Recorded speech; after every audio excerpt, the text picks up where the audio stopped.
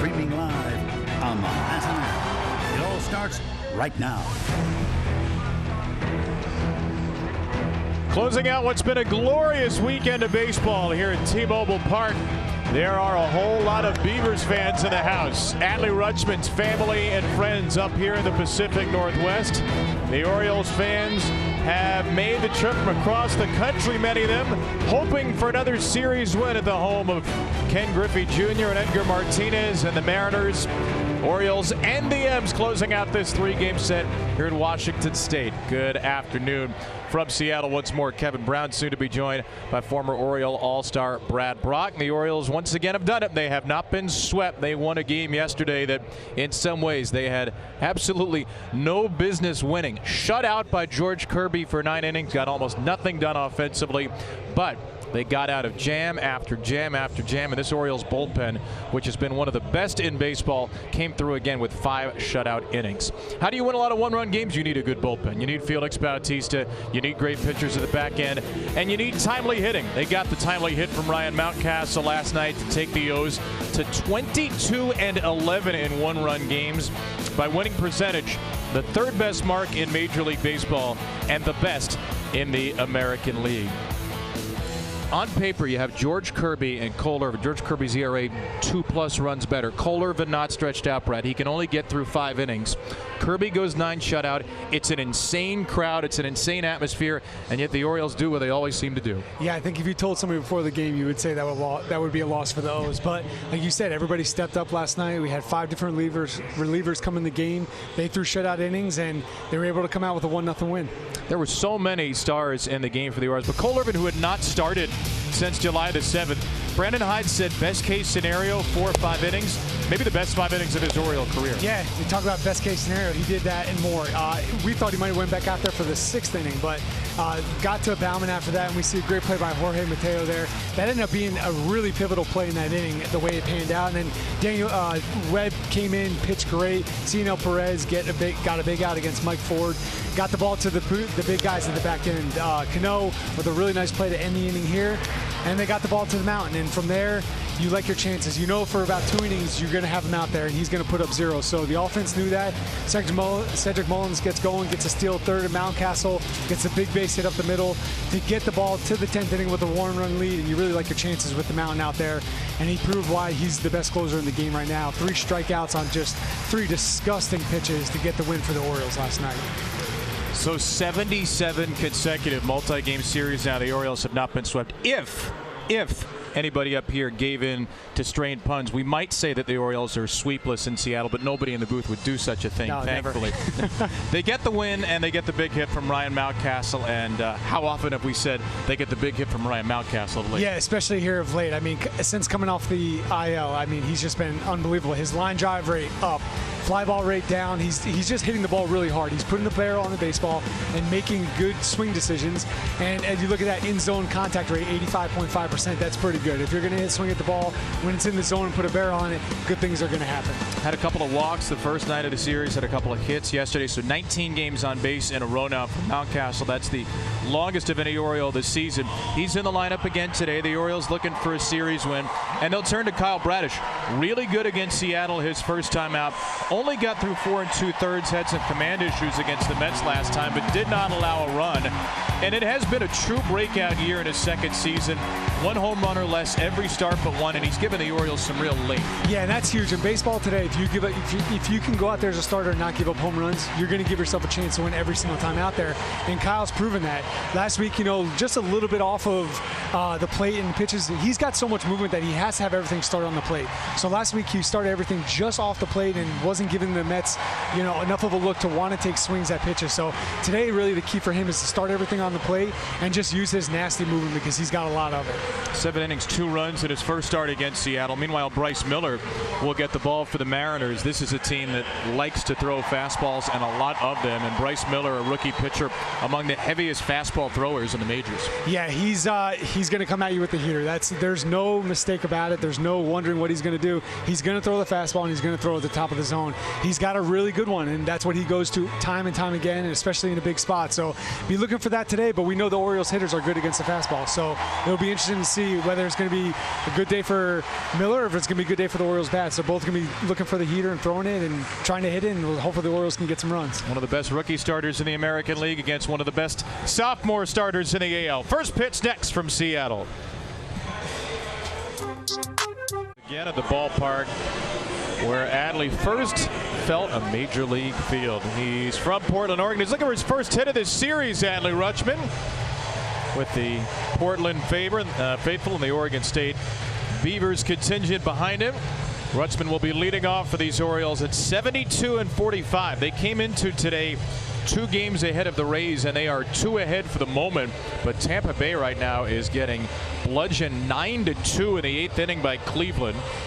So there's a good chance in about 20 minutes the Orioles are going to be 2.5 games clear. Chance to make it 3 with a win. Chance to get another series victory. This is the regular season finale between the O's and Mariners. The Orioles took 2 of 3 in Baltimore. They lead the season series 3-2. Here come the Mariners, and here comes the Orioles starting lineup. 4.9 runs per game. That's 7th best in Major League Baseball.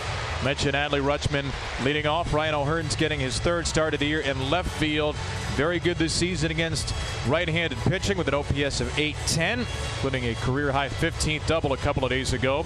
The former Mariner Adam Frazier back in there at second, and James McCann, riding a 5-game hit streak, will start this day game after a night game. Bryce Miller autographing a ball for the kid. You have kids from ages 5 to 9 all over the field with the Mariners players on this Sunday. And Bryce Miller, he's kind of a kid himself. Rookie pitcher out of Mount Pleasant, Texas. Just 25 years old, Miller. Or he'll turn 25 in 10 days, should say, but he's had a very good first year. Yeah, he's going to be making his 17th start today with a 4.2 ERA, 85 innings pitched. Opponents hitting .224 against him, and like we said, he's going to be coming with the fastball. He's got one of the best in Major League Baseball. According to Baseball Savant, he's got the number 2 starter fastball spin rate in the game. So it'll be interesting to see how he goes about these hitters. And here's the StatCast powered by Google Cloud. Like I said, the key for him is going to be the 4-seam. He's going to throw that thing at the top of the zone, and his second best pitch is his slider. So that will be what he likes to get lefties out with. He likes to go to the back foot with that pitch. But like I said, almost 65% as a starter throwing the 4-seam fastball. That's a high percentage even if you're a reliever, but as a starter, that's pretty much unseen. Orioles against Miller the first time, June 24th. Hit it pretty well. 4 1/3, 6 hits, 3 earned, walked 3, struck out 4. Right-hander out of Texas A&M will throw one more warm-up pitch, and Adley Rutschman will oppose him. The Orioles 72-45. The Mariners 63-53. A Seattle team that had an 8-game win streak snapped by Brandon Hyde's Orioles last night, and one of the O's most satisfying wins of the season. What can they do for an encore on this Sunday afternoon? A stellar sunny day up here in the Pacific Northwest before the Orioles head to San Diego and Oakland on this 9-game, 10-day road trip. Miller against Rutschman. And away we go on this Sunday afternoon. A first pitch swing. Adley drives one the other way into left field and comes up shy of the warning track into the glove of Cade Marlowe for the first out at 1:11 Pacific. Behind Bryce Miller in the field, we have Seattle Mariners starting defense. Marlowe, Rodriguez, Canzone left to right, Suarez, Moore, Rojas, and France on the infield. And doing the catching today is Cal Raleigh. Really good defensive third baseman Eugenio Suarez, who has started all but 3 games there and has started and played in at least every game for Seattle this season. 1 pitch, 1 out, and ball 196 to Gunnar Henderson. Orioles shortstop today 0 for 5 in the series with 3 strikeouts. Struck out as a pinch hitter in the 9th inning yesterday. Orioles come into the game with just 4 hits in each of the first 2 games, 8 total in the series, and yet thanks to their brilliant pitching yesterday, a series split through the first 2. Yeah, baseball's a funny game like that. Go figure. If you say you're going to get 8 hits in the first 2 games and you're going to be tied in the series 1-1, before the series starts, you take it. But you just never know with baseball. Sometimes it's all about the timely hitting more so than just getting the most hits on the scoreboard. Henderson's 19 home runs, second most on the team, OPS of 781. And a 4-pitch walk for Gunnar Henderson.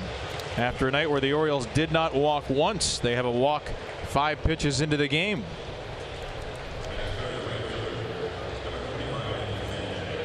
Today's umpiring crew: Dan Iasonia is the crew chief, calling the balls and strikes, along with John Bacon, Gabe Morales, and Adam Beck.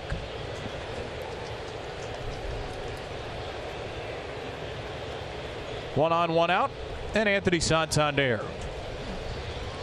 One hit a home run in this series on Friday. Ball 1-2 Santander. Unusual seeing ball 1 this series. There's been a lot of first pitch strikes on both sides, but especially from the Seattle Mariners pitchers. Unusual to see him falling behind here early on.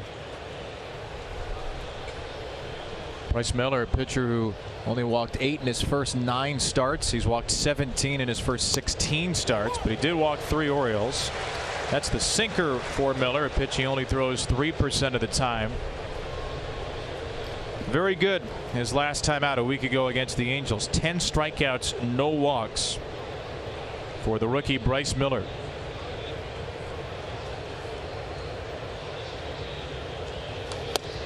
And in that start, he had the first 8 outs recorded by the strikeout. So big time arm, big time fastball, like we've mentioned a few times here. But that's his game. He's going to throw a lot of them, and his pitch arsenal has changed a little bit since he first came up. It's just the league making the adjustments and him having to make the adjustments back. He's had to throw more than just all 4-seam fastballs. As you see, his little breaking ball, sweeper, slider he has there, he's been throwing a little bit more. And he likes to throw that to lefties a lot more than righties.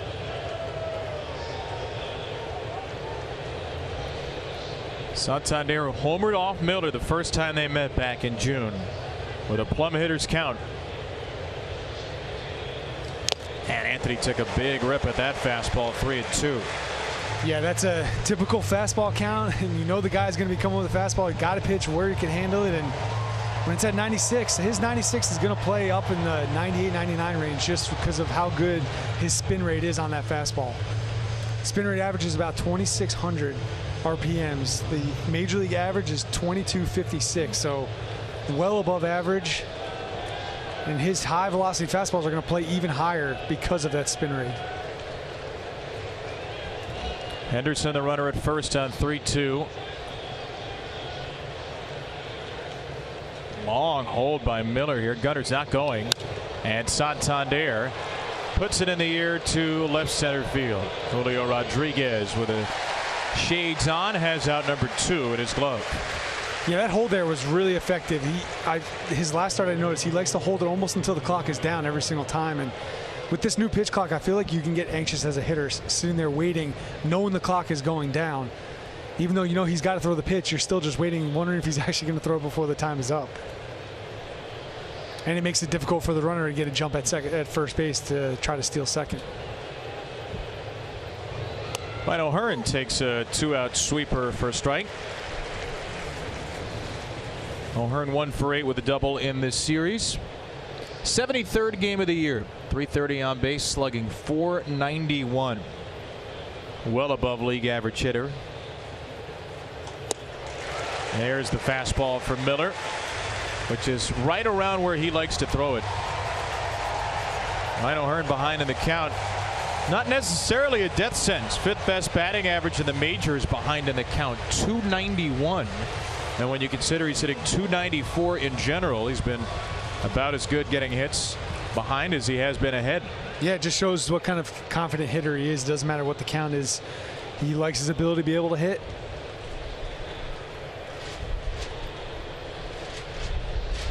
Henderson's on the run here, and O'Hearn slams it out of play.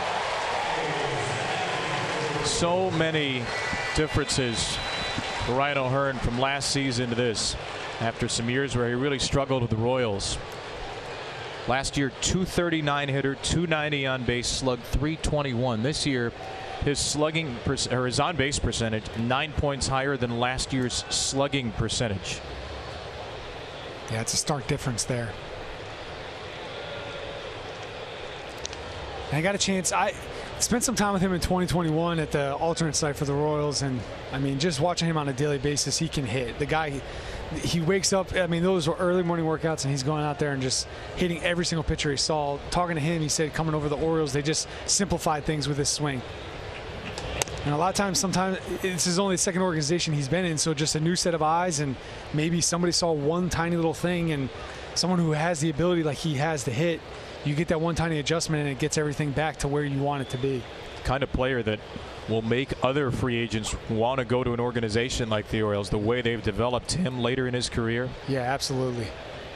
1-2. And which is how they develop young hitters in general. You see all these kids come up, whether they're high school draft picks or college draft picks, and they're up in the big leagues already having success. So that shows a lot of credit to this organization on how they're being able to develop hitters like they have been. It's as much a part of the story as the kids this year, the emergence of O'Hearn and Hicks and Coulomb and some other veterans. This one's popped up again by Ryan. Long run for Eugenio Suarez, and Suarez is able to make the play with a little room to spare. We'll see Kyle Bradish take the mound against the M's for the second time when we return. Now that is a chain. I think you need to get that. I think that weighs more than me, that chain. Love the flair for the Orioles fans. We had the home run chain last year. That is a giant bird head chain on display here in Seattle, where the Mariners will send up this lineup. Ty France has been hot this month, on base 3 times yesterday. Batting 5th for Seattle against Kyle Bradish, who starts the game with a ball to Julio Rodriguez. Mariners have 15th best offense in baseball, 4.6 runs per game. Against the right-hander Bradish with a 3.19 ERA. And Rodriguez, a bouncing ball to Gunnar Henderson. Snaps off a throw. And the shortstop Henderson retires Rodriguez on the second pitch for Kyle Bradish. Yeah, Kyle Bradish making his 22nd start of the year, 3.19 ERA, 115 and 2/3 innings pitched. Hitters hitting .230 off of him. Big key for Kyle today is starting everything over the white. I talked to James McCann last week before his start, and he just said for him the key is his stuff is so good, he's just got to start it over the plate. Eugenio Suarez, number 2 hitter, and Bradish pours in a strike to him. Suarez 1 for 7 in the series. Has walked twice, struck out 5 times. Does not have an RBI, but leads Seattle with those 72. And Suarez flares the ball into right center here for a base hit. Only the 10th hit allowed in the first inning in 22 starts against Kyle Bradish this year. Yeah, we're going to take a look at Bradish's pitch arsenal here. He likes to throw a slider a lot. That's his key to his arsenal. Throws a 4-seam sinker, curveball, changeup.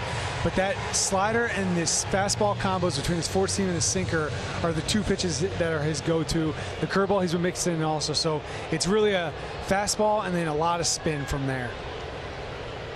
1 on 1 out, the powerful Cal Raleigh. And a big hook grounded to first. Mountcastle's over to second. Henderson right back to Ryan. It's a double play. Kyle Bradish so strong in the first inning this year. Puts up another 0 on a 3-6-3 inning-ending double play. Richest contestant of the game, Terry Matters from Hagerstown, has won $500 for being selected and will win $500 more for every Orioles home run hit today. Last chance to be a fast play contestant of the game. Enter your tickets into My Lottery Rewards by August 28th, and you could win $50,000. Orioles homerless in the series since Anthony Santander's 4th inning home run on Friday, but got the win yesterday. Looking for the series victory today against a Seattle team that has won its last 6 series overall. Bryce Miller, 17-pitch first inning, and he'll face Ryan Mountcastle to start the second. I was going to say it's kind of a typical series here in Seattle. Not going to see a ton of home runs. The ball flies a little bit better during the daytime, but it's not a place you expect to go and it to be a home run derby type series. So be interesting to see if the ball flies a little bit better today, but it's like I said, when you come here, you got to expect to win the games other ways. We've got some wind that's been breezing into our booth today. You can see the flags there going left to right out in left center. Ryan Mountcastle, this one the other way to right. That ball carried a little bit more than it looked it would off the bat. Dominic Canzone tracks it down for a 2-pitch out. And that's just using the ballpark here. It's kind of, I think that's why these pitchers are so aggressive in the zone, why they don't have a ton of walks, because they know at this stadium, the more base runners you put on by free passes, the better chance you have at losing baseball games. So for them, it's just attacking them, and Miller's definitely an example of that, just going to throw his fastball a ton. Adam Frazier, high strike one there. If the ump is given a little bit above like that, that makes him even that much more effective. It's about as good as you can hope for if you're Bryce Miller. Yes. For him, he doesn't want to get the pitches on and off the plate, east to west. He wants north and south. If you give him that, he's going to have a really good day out there. Pitcher has some of the best vertical movement on his fastball or rise. That's a breaking ball hit into center field. Julio Rodriguez there. 5 pitches for 2 outs for Miller. 2023 postseason is just around the corner, Orioles fans. Be the first to get priority access to tickets, merch, and more with the purchase of a 2023 Birdland membership. All members receive benefits, including an increased discount on concessions and merchandise up to 30% off, Birdland rewards, and more. This offer expires September 1st for priority postseason access. Go to Orioles.com/membership. We're not trying to jinx it. We're just telling you things are looking good.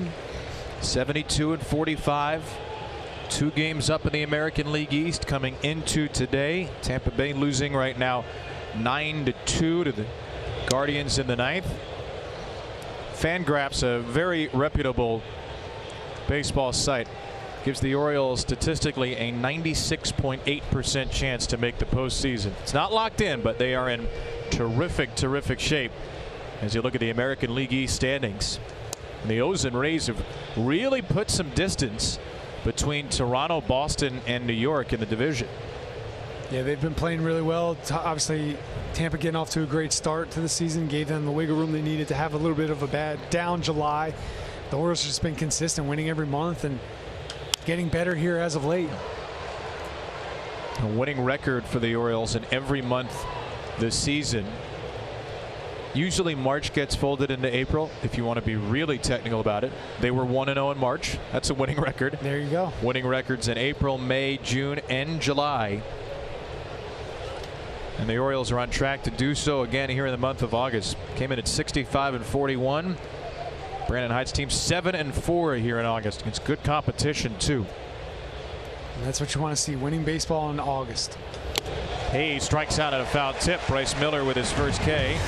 No score through 1.5. Game parlay picks, and Drew has seen the tenor of this series. It's been all about the pitching, baby. Either team wins by 3 or fewer. First 5 innings under 5.5 total runs, and then Kyle Bradish under 6.5 strikeouts, plus 255 the same game parlay odds, powered by FanDuel.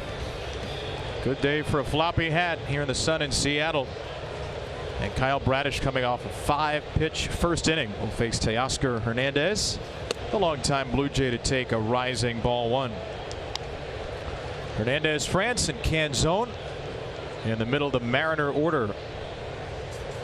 Been a very tough season at the plate for Teoscar Hernandez.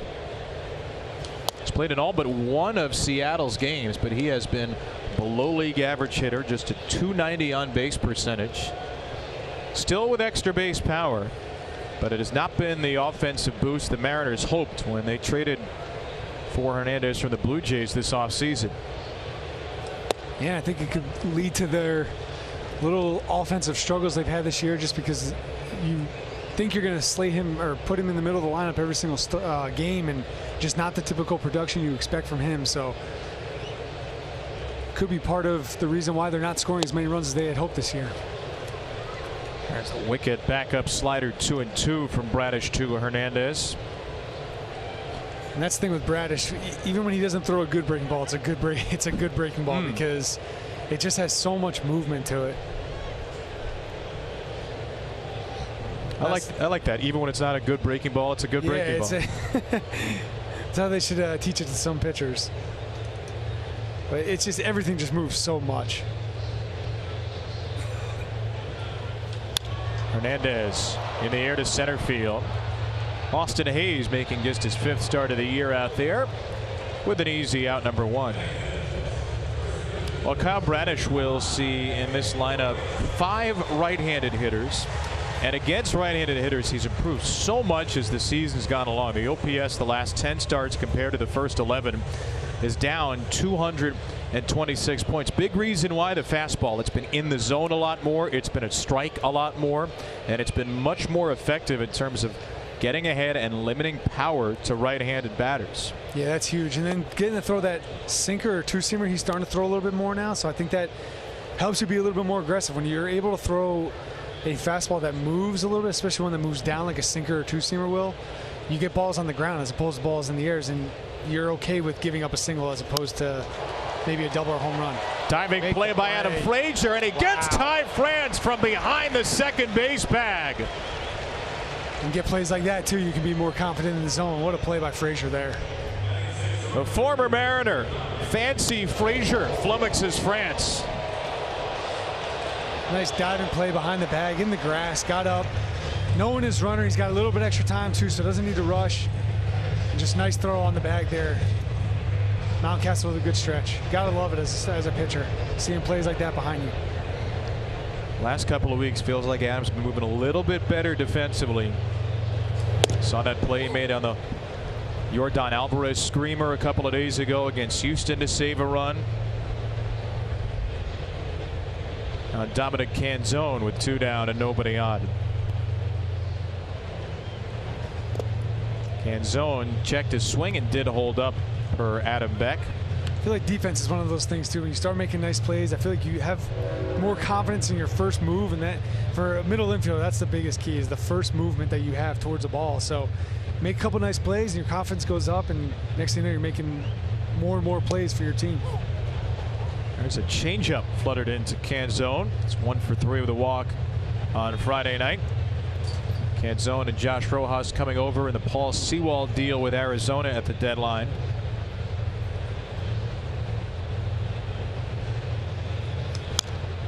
Good pitch there. Something moving in towards him and just not able to take a good swing at that ball as it's heading inside to a lefty there and throwing something off. And now you have the whole outside part of the plate to work with. Plus he's got his 2 breaking balls, which are obviously both amazing pitches to throw. The guy fouls one off his foot too. It's another good time to throw something in there because they're more reluctant to take a big swing again because they don't want to foul it off in the same spot. And McCann wants it inside. Set up way inside. And there's a 2-seamer. Wow. That was perfect. I think the umpire got caught by surprise because as soon as he threw it and I saw James move his glove back towards the plate, I'm thinking strike 3. I mean, automatic strike 3. Really good pitch. Canzone flails one foul. Now what maybe you'd say is the first pitch to Canzone looked pretty high as a called strike, so maybe it's 1 for the pitcher, 1 for the batter here. But that one certainly about as well as you can throw a front hip 2-seamer.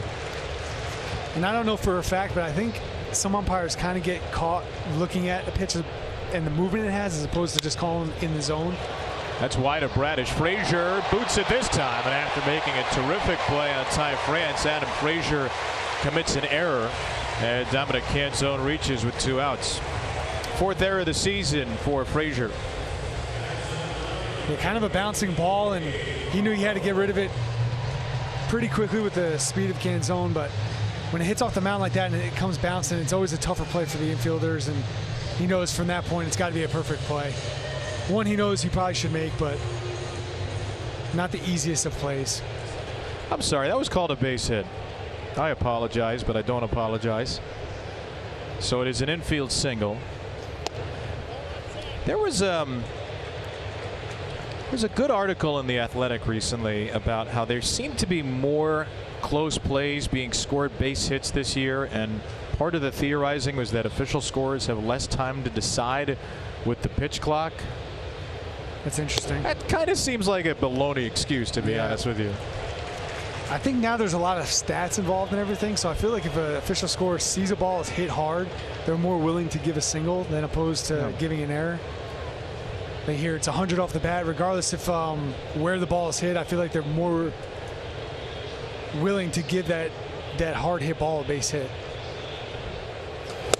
Now that last one was 74. Maybe that's not the excuse there. Maybe the thinking is Canzone has good speed and would have beaten it out, but that may be submitted to the league office for review after the game. For now, it's a hit. And a 2-1 count on Marlowe's 3 for 6 in the series. 17 games in the big leagues, 979 OPS. Some power, good eye, and a 3-1 count. Off to a really good start in his career. Got a real simple swing. We've seen that all series. It's just not trying to do too much with it. Doesn't have a big leg kick like a lot of guys have right now. But he's got himself in a good hitter's spot here. See where Bradish goes with this pitch.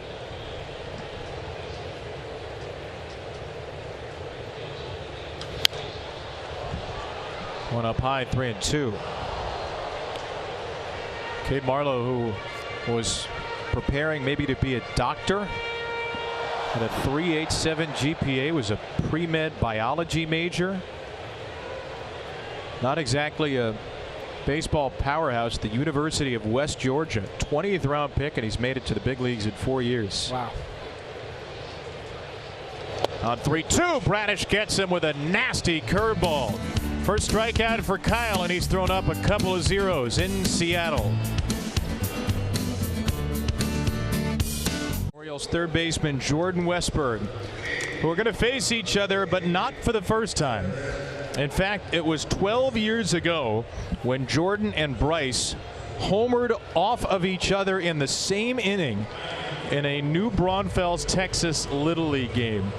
They're very close friends. They both attended New Braunfels High School, and they are meeting for the first time since they were in high school on a baseball diamond. Miller and Westburg reunited again on the biggest of stages, and Jordan, first pitch swinging, pops it up into right center field, and round one goes to the pitcher. And Jordan runs right by his old buddy after flying out on the first pitch. Pretty cool moment for those two. And talking to Jordan the other day, he said they came out of an era that didn't produce a ton of baseball players. Ralph Garza Jr. was the first big leaguer from New Braunfels High a couple of years before those two broke in. Bryce made it up to the big leagues this season after 4 starts in the minors, May the 2nd. Westburg was a little over a month after that. Yeah, that's really cool. Coming from the same high school like that, getting to face each other on a big league field, that's a pretty special moment.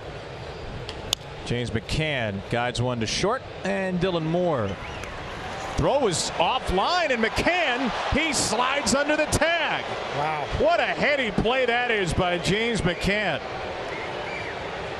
Did not see that play ending that way, with the throw up the line a little bit, and James with a really nice slide at first base underneath the tag of Cal Raleigh. Let's see here. Don't see a feet first slide at first base too often either, but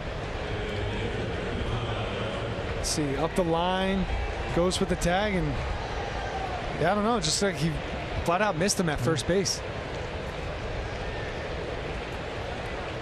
Elusive, James McCann.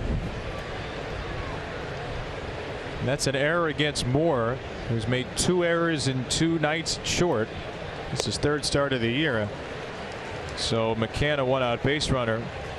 It is now the 2nd error of the game, as we do have an official scoring change.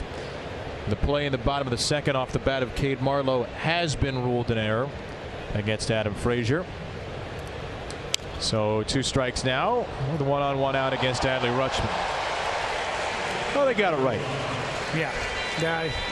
If you go in the dugout, you ask Adam, I'm pretty sure he would say he has to make that play. So Maybe they looked at the exit velo, saw it wasn't 100. Maybe. So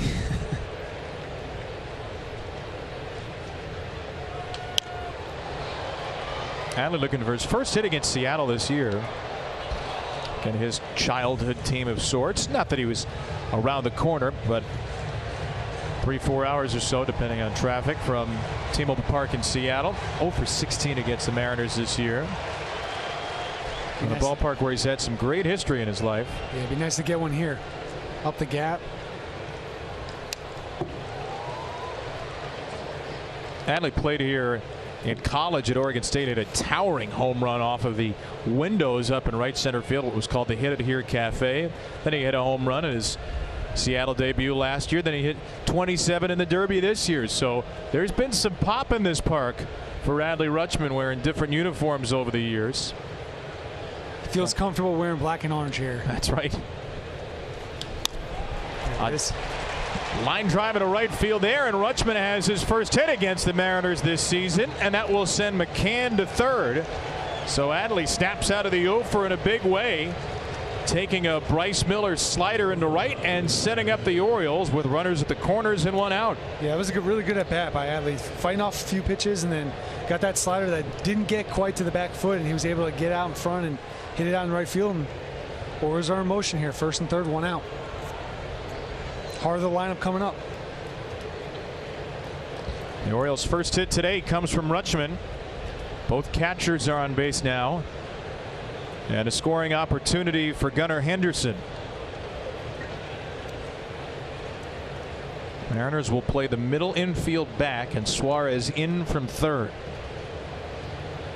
And Henderson unloads on the first pitch. He was looking fastball there, ready to put something hard in contact in play, and just a little bit late on that fastball. Like I said, that fastball is going to play up, so you really got to be ready for it. And because of what we were talking about with the RPMs and the speed, the spin rate that it has, it's going to almost seem like it rises when it comes out of his hand. Went to the sweeper, 0-2. And that's how he likes to attack lefties. Throw that fastball.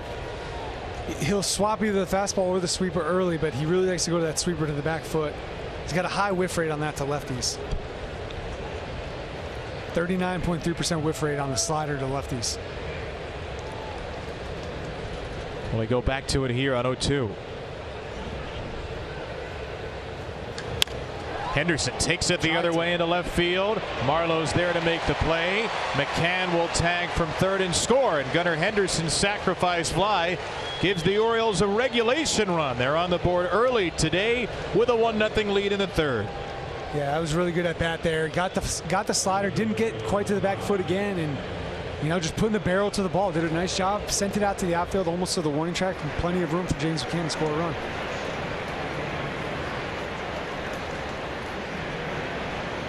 Real professional at bat. A real professional 22-year-old. There's another slider and a strike to Santander. And I think that's the one he tried to throw to both Adley and Gunnar, just wasn't able to get it quite there, and that was a nasty one there on 0-0. Gunnar Henderson only his second sacrifice fly of the year. Up to get in the first run of this game. After the Orioles were shut out through 9 yesterday, did not score until they got the automatic runner in the 10th. It's always nice getting a lead, especially on the road and especially in a rubber game of the series. And when the Orioles score first, which they only do less than half the time, they are the best team in the majors. 42-11, won nearly 80% of their games. And by the way, they have the best winning percentage when allowing the first run too, 30-34. But only 53 of their first 117 games the Orioles scored first. Left center field by Santander. That ball slicing and dropping in front of Marlowe for a base hit. Rutschman's up to second, and the Orioles have a couple of hits in this inning as Anthony Santander picks up his second hit of the series. Yeah, a lot of times not how hard you hit it, it's where you hit it, and that's exactly what happened with Santander there. Fastball up and in on him, just fighting it off and put it out the left. Take a look at it, just an inside out swing. Got in there enough, but pitchers, that's always the worst. When you know you make the pitch, you execute it, and it's just not hit hard enough. It's like you want them to hit it a little bit harder so it goes to the outfield for just a pop-up out to left field. But instead, Orioles first and second here, 2 outs. Big chance, Ryan O'Hearn. First pitch swinging, O'Hearn to third. Suarez smothers it and makes a terrific play to get the Mariners off the field.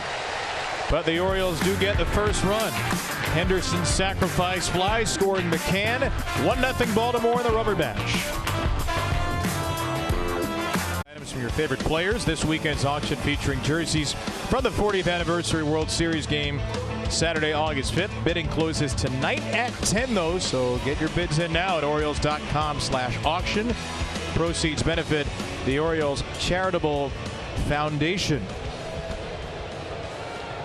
That means you have 5 hours and 9 minutes. I think we're on Pacific time. That sounds right. Get a Yenya Cano jersey, Jorge Mateo, Felix Bautista, Anthony Santander, Adley Rutschman among them. There's Kyle Bradish against Dylan Moore, pitching with the lead for the first time today and throwing in a terrific darting curveball to jump ahead 0-2. A really nice pitch there. Started out attacking the zone with a fastball and came back with a dotted breaking ball down and away. Now can pretty much do whatever he wants here, up 0-2. And what he wanted to do was throw another slider. It's popped up out of play by Moore. And I'd have to imagine he'd probably go back with a couple more with how good a good one he has. This one he can start on the outside corner and have it break off the plate a little bit more after showing that one kind of middle away. Moore was able to fight it off to keep the at bat alive. Wouldn't be surprised if he came back with another one.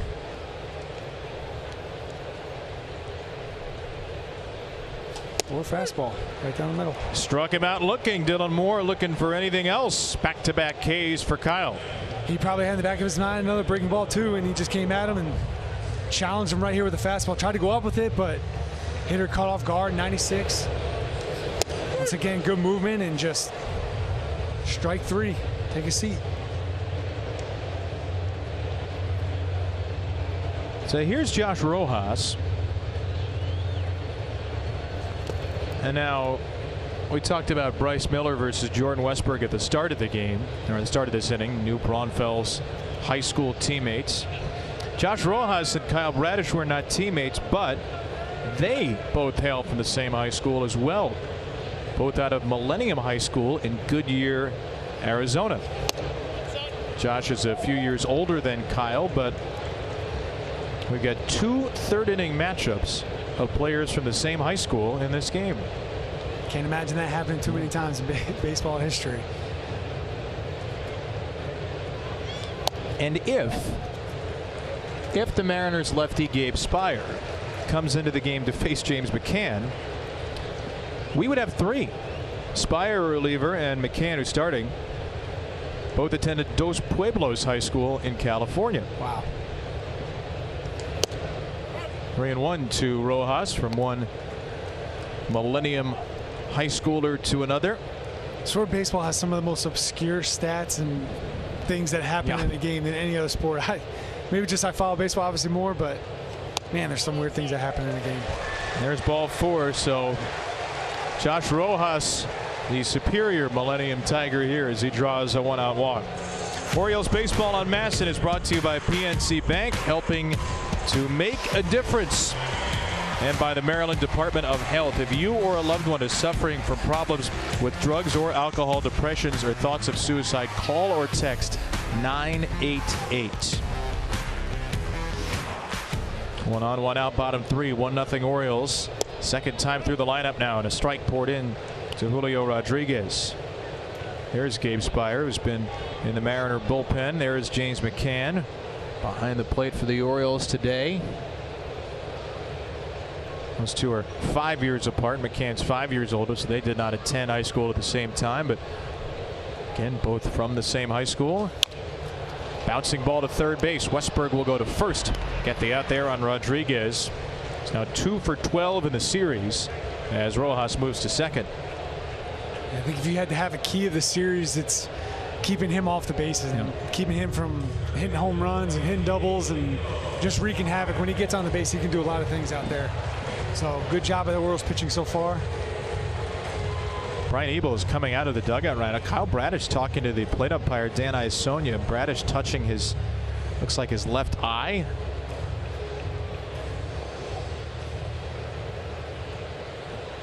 Maybe he got some dirt in his eye. I'm not really sure. Well, maybe he wears contacts. I don't know. That's a lovely sight. Yeah. Got the eye drops in there. Makes my eyes water watching it. I'm not sure what happened there. Hopefully it's just a little, you need a little eye wash and get back out there ready to go again.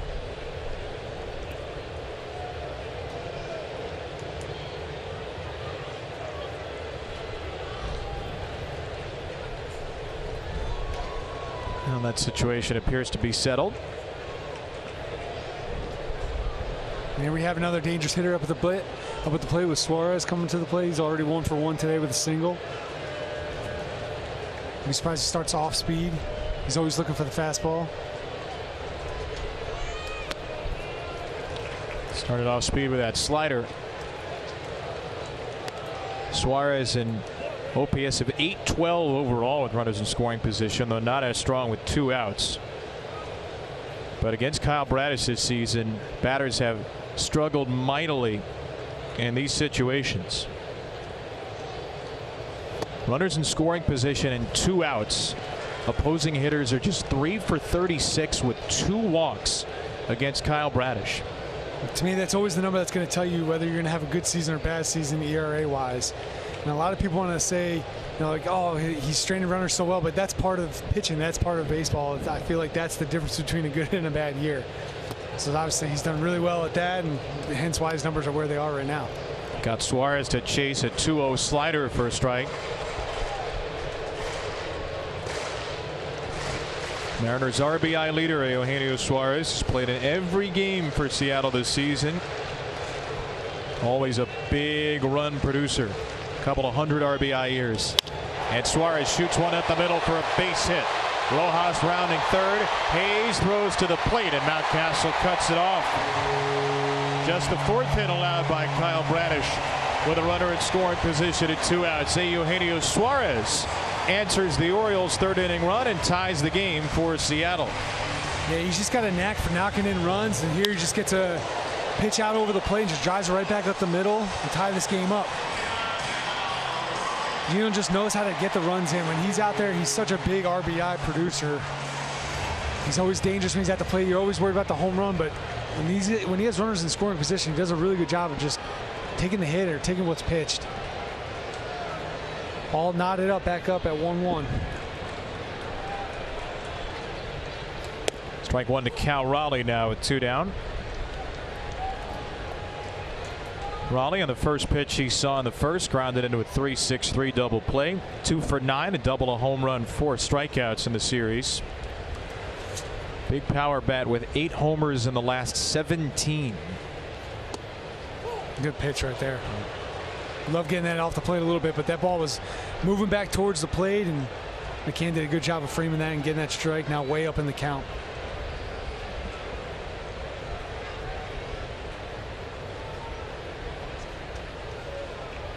Raleigh being a catcher, he knows that one was probably off the plate. He wasn't too thrilled about that call. Now once again way up in the count, can expand up, can expand down. Use those breaking balls in his advantage, either just the back of the plate or towards the back foot. Can't send up inside. And a beautiful slider. Kyle Bradish sweeps away Cal Raleigh. Mariners tie the game, but strand a runner on the Bradish K.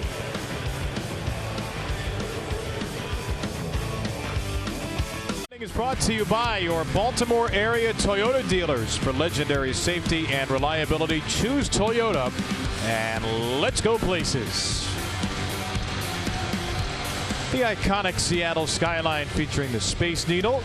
And we are here from T-Mobile Park. Kevin Brown, Brad Brock, Melanie Newman, and our Masson crew. Identical line scores through 3 for for the Orioles and Mariners, who split the first 2 games of the series.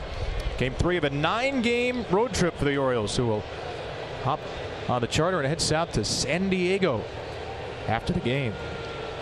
Ryan Mountcastle takes a sweeper strike from Bryce Miller to begin the 4th inning.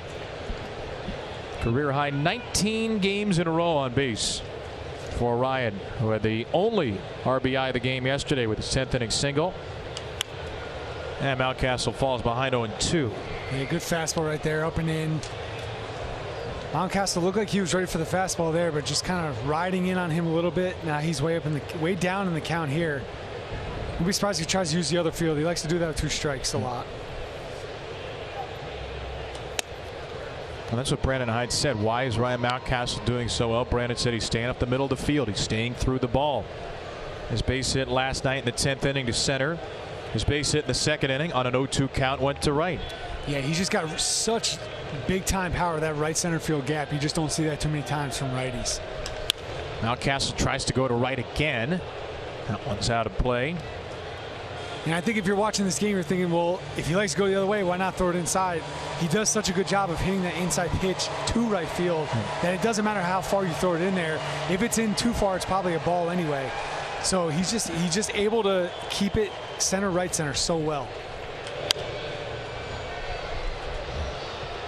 The Oriole hitting coaches Ryan Fuller and Matt Borg-Schulte said the other day that it's not necessarily a mechanical adjustment for Ryan. It's not a swing adjustment. It's more of a mental adjustment, looking for something a little more specific, just being more dialed in, more focused at the plate.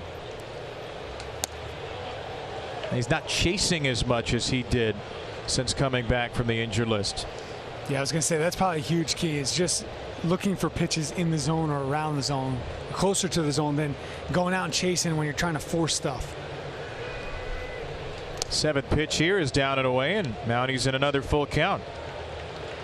And now he's back in a even count here. Now you can look for something hard again after getting a few off-speed pitches. The one was a really good take to get it to 2-2, and that 2-2 pitch wasn't even really close. So you got to think he's going to be coming back here with a heater if you're Mountcastle. And now here's a chance where you can turn on if you get something inside that you've even the count back up. You get a pitch you can handle, you could look to go out to left field. Rarely 3 straight breaking balls thrown by a fastball heavy Miller, and now Cal Raleigh's going to go out and take a mound visit. So those two were not on the same page. To me, it almost feels like he threw 3 off speed in a row. I'm wondering if he wanted to throw another one here, and Cal Raleigh's telling him, your best pitch is your fastball here. You're 3-2. Let's not start this inning with a walk.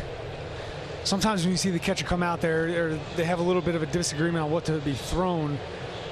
Cal obviously sees something in the scouting report that maybe Miller doesn't remember, or he's just thinking, I want to get him out with the off-speed pitch. I'm not a big fan of throwing my fastball to him here. 3 straight sliders. Went back to the fastball and punched out of play by Ryan again. Now if you're the pitcher, you're thinking, okay, I've thrown a fastball inside, he's fouled it off. I've thrown off speeds away, he was not chasing. I throw a fastball away, he fouls it off. And now you got to wonder where you got to go here to get this out. And if you're being a starting pitcher, you want to get the out right here on this pitch.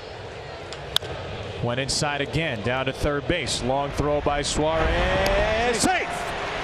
Mountie beats it out for an infield hit, making a 20-game on-base streak for the Oriole first baseman.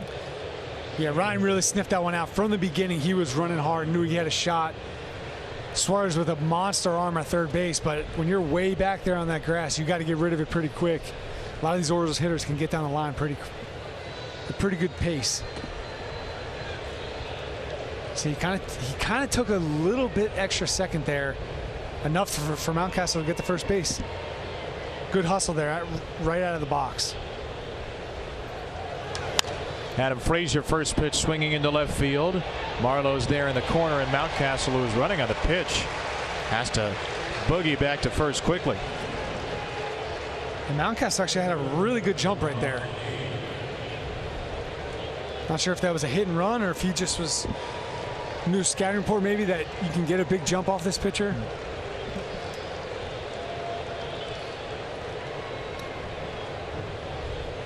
But the Orioles like to force the action, so maybe they were trying to get some movement on the bases, and good guy to do it with Adam Frazier at the plate. 1 on, 1 out, 1-1 game.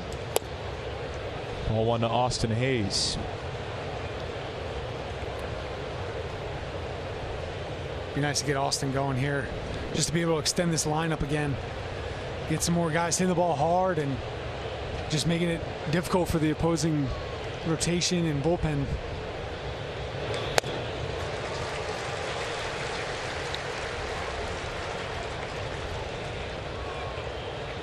We got, I think, a good matchup here for Hayes also.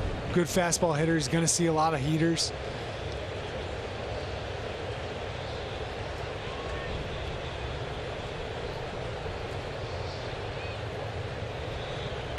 Check on Mountcastle at first. It's an Orioles team that's stolen 7 bases in the first 5 games against Seattle. And the Mariners as a team have the worst percentage catching base stealers in the league. Cal Raleigh's only caught 17%. Holding here on a fly ball into short left. Moore is way out there from shortstop, and Marlowe's got the ball in his sights the whole way.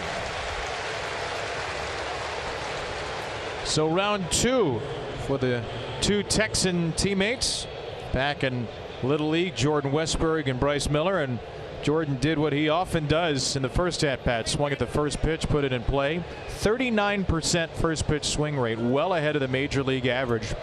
Zone swing percentage, that's the percentage of time he swings at a pitch in the strike zone, and he makes more contact than league average in the zone as well. So he is up there ready to fire Jordan Westburg. And this time Bryce Miller will start him inside. And I think a lot of times you want to see hitters run counts, but if you're really good at recognizing pitches in the zone early, you have no problem as a hitting coach letting your guy, giving your guy confidence to go up there and swing first pitch. And Jordan obviously is very good at keeping balls in the zone when he's swinging at that first one. There's a nasty sinker, 1-1. Jake Rill wrote a fun article in MLB.com a couple of days ago about these two, who, as we mentioned, homered off each other in a Little League game. Jordan told me he remembered it exactly. It was early in the game, left center field, hit it up into the trees at their local Little League park. Wow. A soft ground ball over his buddy Miller here to second base, and the out recorded there on the tag. Rojas gets Mountcastle. Westburg's 0 for 2, and this game is still tied.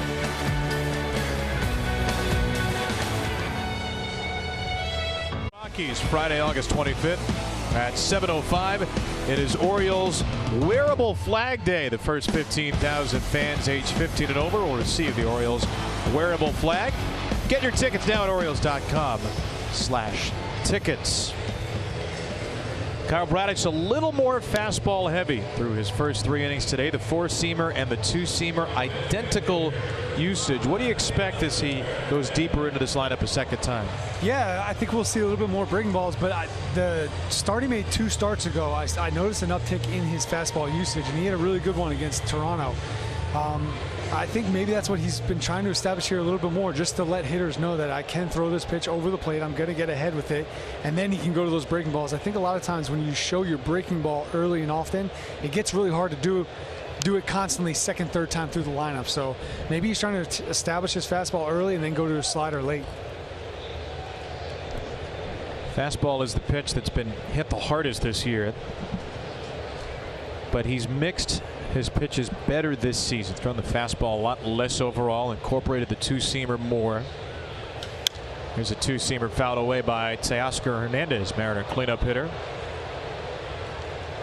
And I think throwing those 2 different varieties of the fastball allow you to be more aggressive with that pitch and to throw them more often. You don't have to constantly spin everything when you have 2 pitches kind of moving in different directions, because his 4-seam will cut on every once in a while with just a little natural motion. So even though it's 2 fastballs, it's 2 totally different kinds of fastballs being thrown.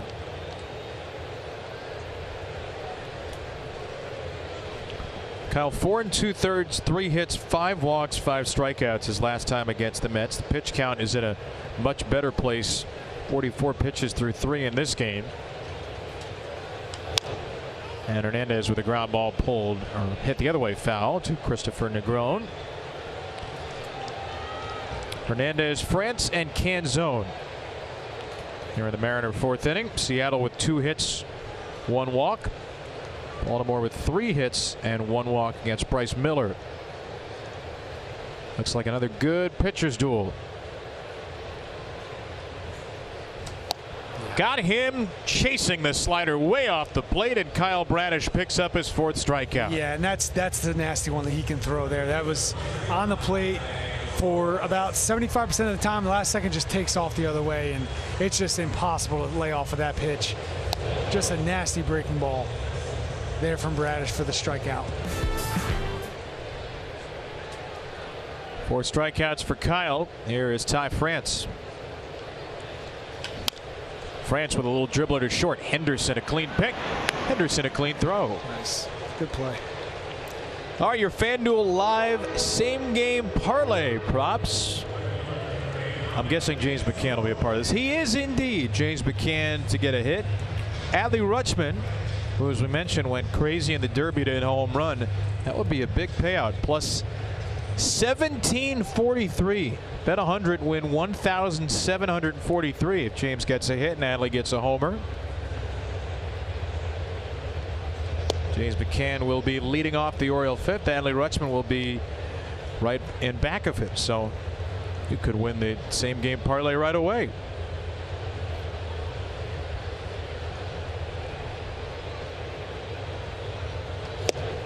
There's a changeup swung through by Dominic Canzone. I mean, then he's got 2 good fastballs. He's got 2 good breaking balls, and let me just throw this changeup over there. In a 1-0 count, and that's why he's an effective starter when you can throw basically 5 pitches for strikes. Canzone the other way and foul.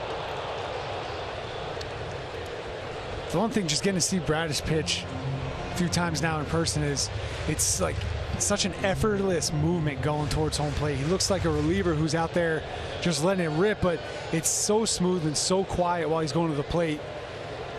And that's why he's so effective with all of his stuff moving on the plate and then running off of it. And there's another nasty back foot breaking ball. Bradish with his first 1-2-3 inning of the game, striking out 2 in the inning, 5 in the game in this 1-1 tie.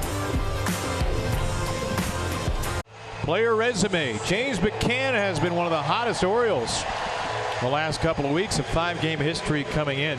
8 for 15. 8 RBIs in those 5 games and 4 doubles. James had 10 RBIs his first 42 games of the year. 8 in the last 5. It's partially a good approach. Lowered his hands a little bit to relax the swing. It's partially good luck. This is a player who had a lot of hard hit outs early in the year. And McCann, with the Orioles facing a spate of lefties of late, has gotten more playing time. And they're against a right-hander, Bryce Miller, today in this 1-1 game. And James has always been a good hitter throughout his career, always a dangerous hitter. And you knew when he was coming up in the lineup. So you said maybe it was just kind of bad luck to start off the year, but getting on a roll here lately. McCann has now scored a run in 6 straight games. That ties a career high after scoring in the 3rd inning. Reached on an error. Did so August 2019 with the White Sox as well. Oh, looked like Miller fell way off the mound there. Yeah, there's definitely a few pitches where he's got a leg kick that he's not afraid to emphasize that, and he kind of falls off the mound a little bit.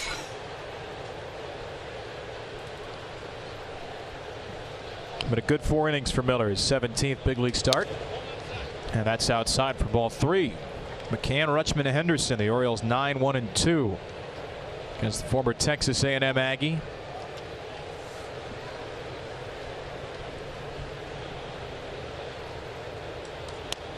And a 4-pitch walk. James McCann reaches base safely to start the 5th. Orioles' 2nd walk of the game.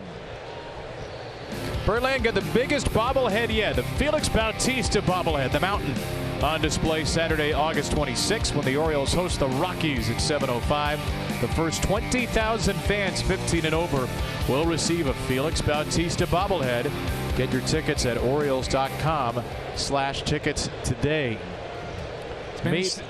Maybe a well-deserved day off for Felix today. We'll see, but 2 innings to get the win last night, striking out 4 and allowing just 1 hit. Yeah, he showed why he's the best closer in the game right now, and just dominant stuff out there last night, especially that 10th inning with the runner on second base, just 3 strikeouts, and I mean, just putting the ball exactly where he wanted to with power stuff. We're going to have a heck of a time voting for most valuable Oriole this season, because you can make a really strong argument for a number of players, and Felix Bautista may have the strongest argument, which sounds crazy because he's only thrown 56 1/3 innings. But where would the Orioles be without all of the big outs he's gotten in the back end? And look, Felix has faced 222 batters this year, right? So if you say Adley Rutschman is the most valuable Oriole, Adley's batted 500 times, so he has had more chances to impact the game. But the way Felix has dominated game after game on the back end, the way he saved the bullpen. Rutschman in the air to left field here. See if Marlowe can find this in the sun. He does. We'll see what happens in the next month and a half, but it would not be a surprise to see a closer named most valuable Oriole, the kind of extraordinary year Felix Bautista's had. Yeah, definitely. And I think we talked about before the game how a closer they always want to say isn't a big deal until you don't have one. And when you don't have one, it's a disaster in the bullpen because nobody knows where they're going to pitch. Nobody knows what role they're going to fill. But when you have a dominant shutdown closer, knowing he's going to pitch the ninth every time, get up. Into right field, Gunnar Henderson, and that ball is tracked down. A good running play by Canzone. That ball was drilled by Henderson, but Canzone up to the task and right. Gunnar ready for that pitch there. 110 off the bat to the right fielder. I mean, on a line bullet. Right fielder first movement back though, and that was the reason why he was able to make this play. End zone, nice play on the warning track.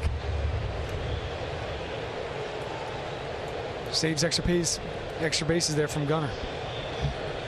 Walk, a sac fly and a line out for Gunnar. 2 down for Anthony. Santander first pitch swinging as well.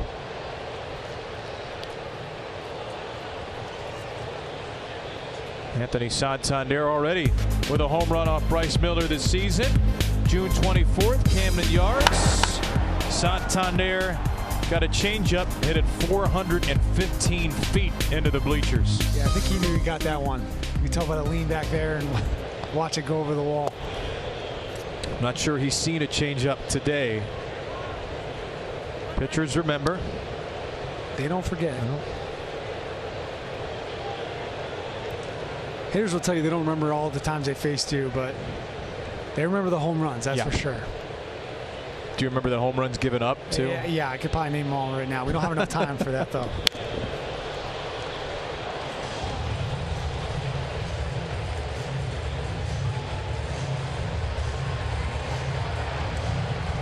It's the worst part for baseball players. I swear you remember the bad times more than you remember the good times, unfortunately, for whatever reason. But good times right now for the Orioles. This is exciting. Good series so far.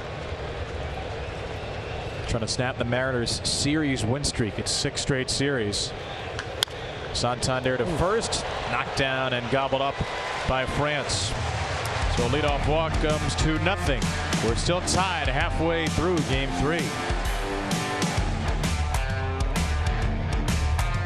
Baseball Unmasked is brought to you by Drive Easy MD. DriveEasyMD.com helps you cruise a little easier. We're Maryland's all-electronic tolling resource, and we'll keep you moving.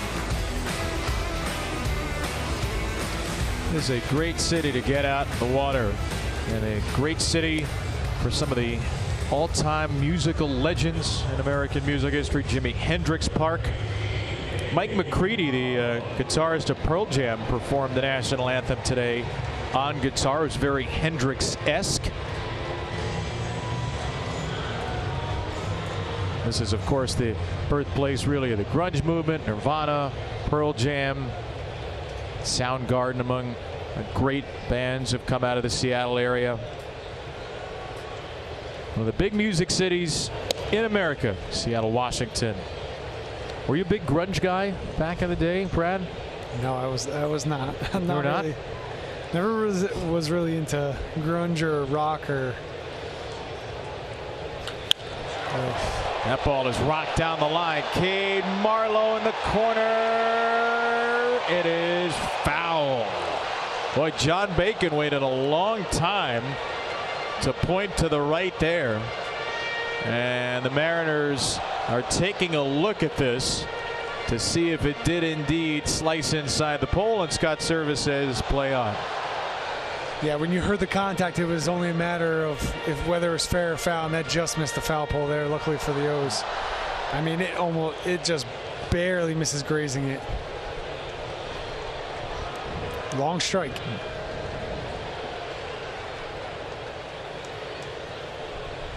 Figured I should have known better than to ask the Nashville guy about grunge music, you know? Yeah, but I grew up in New Jersey, so. That's true. That's true. Yeah.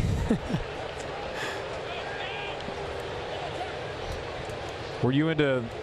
You're a couple years older than me. So did you catch the like the emo pop punk Northeast Revolution? Yeah, that was big. It was pretty much I listened to top 40s radio, whatever, hits radio, whatever that was at the time. So middle school was a lot of boy bands, and high school a lot of hip hop. I just love the thought of you just jamming out to O-Town. Hey. As Bradish strikes out Marlowe looking. That's 6 Ks for Kyle. Yeah, nasty pitch right there. Here's the replay. Set up inside, two-seamer, and just so hard for lefties to stay on that pitch, especially when you know he has that back foot breaking ball. At that point, you're just guessing, hey, is he going to throw me this to my back foot, or is he going to throw that a front hip two-seamer and guess wrong? Strike one to Dylan Moore, went to the slider. Really nice pitch. You got me off track now thinking about this music stuff. You seem to be right on track. Threw me off for a second. Oh, you got like My Chemical Romance playing in your head right now? Nothing wrong with that. Moore, a little tapper right back to Bradish. Easy play, out number 2. Kyle Bradish has retired 6 in a row since Eugenio Suarez's RBI single.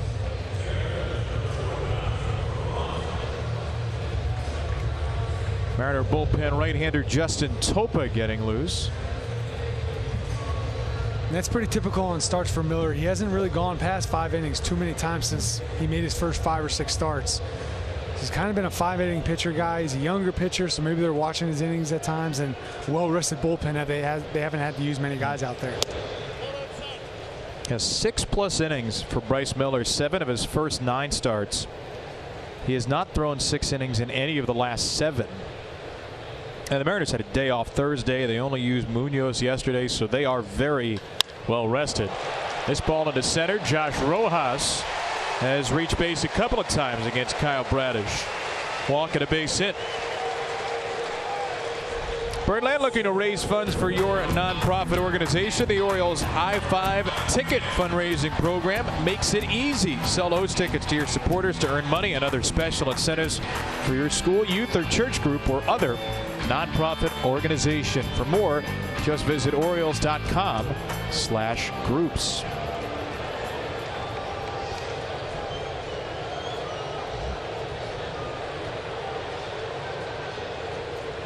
Two down, Julio Rodriguez. Wow, what a pick by McCann that was. And he tried to throw out Rojas at first to boot. Really good pick. I think he almost had him there. Just I think probably in the transfer here just a little bit and throws up the line in foul territory. Otherwise, if it's on the second base side of the bag there, you might have a shot at him at first. Really nice pick by McCann.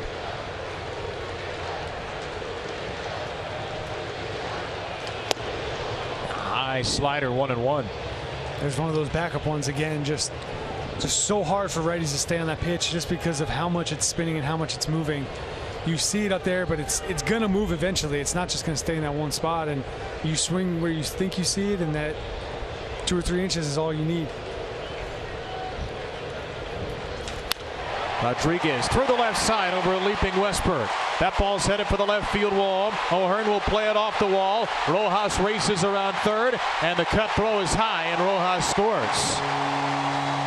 All 3 of Julio Rodriguez's hits in this series have gone for extra bases, and the Mariners take their first lead today at 2-1. Yeah, and the biggest thing there in left field for O'Hearn was whether or not he was going to cut it off to save a run, pitch up in the zone, and Westberg with a real nice jump, just not tall enough to get there, or not big enough of a jump, and once it got to the wall, you pretty much knew Rojas was going to score. Rodriguez with his 5th RBI of the series, 67th of the year, the second most of any Mariner, and his 26th double. Now you just got to be careful again here with Suarez. He's looked real good. Bradish has looked real good against Raleigh with the guy on deck, and Suarez has had 2 really hard hit balls, so don't want to give up another one here with 2 outs. Despite the Mariners scoreboard being slow on the uptick, it is 2-1. There you go. Okay. There it is. Thought maybe we lost the 2 for a moment.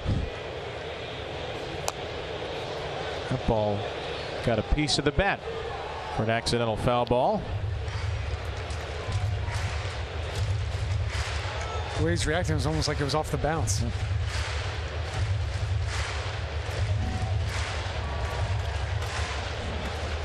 Two singles for Suarez, who drove in Rojas in the 3rd. The number 9 hitter Rojas has scored both of Seattle's runs. Big series for him. Came into this series, Josh Rojas, at 0 for his last 23, hitless as a Mariner. He had 2 hits, 2 runs, and an RBI on Friday. He's going to walk, a single, and 2 runs today. You almost hate seeing stats like that because you know the guy, he's in the big leagues for a reason. He's going to come out of that slump at some point. Just happened to be this weekend at the right time.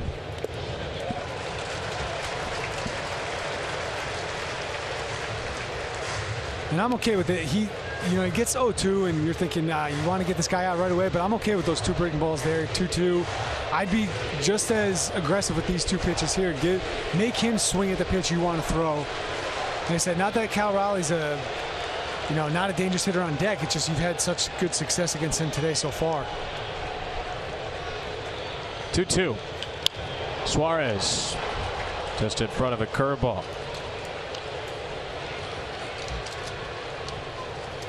And Gino, he's just had, like I said, he's had a career of knocking in runs. That's what he does. Somehow he just always turns into a much better hitter when guys are on base. Almost all of his production comes with runners in scoring position, and he's really good at driving the ball.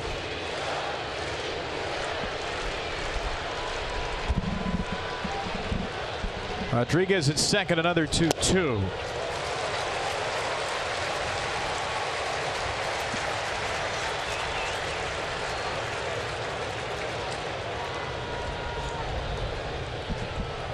Good at bat here, working 0-2 to 3-2.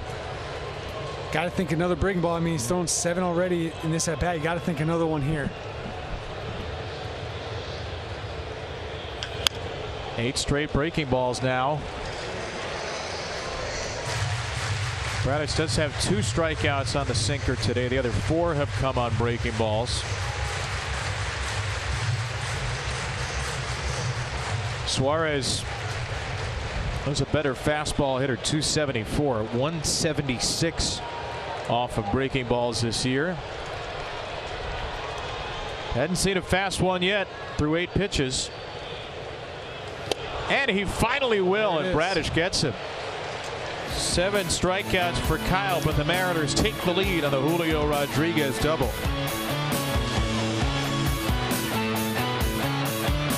Games live and receive expert analysis and player stats all in the palm of your hand. Don't miss a pitch. Download the Masson app today. Go, baby! Let's go!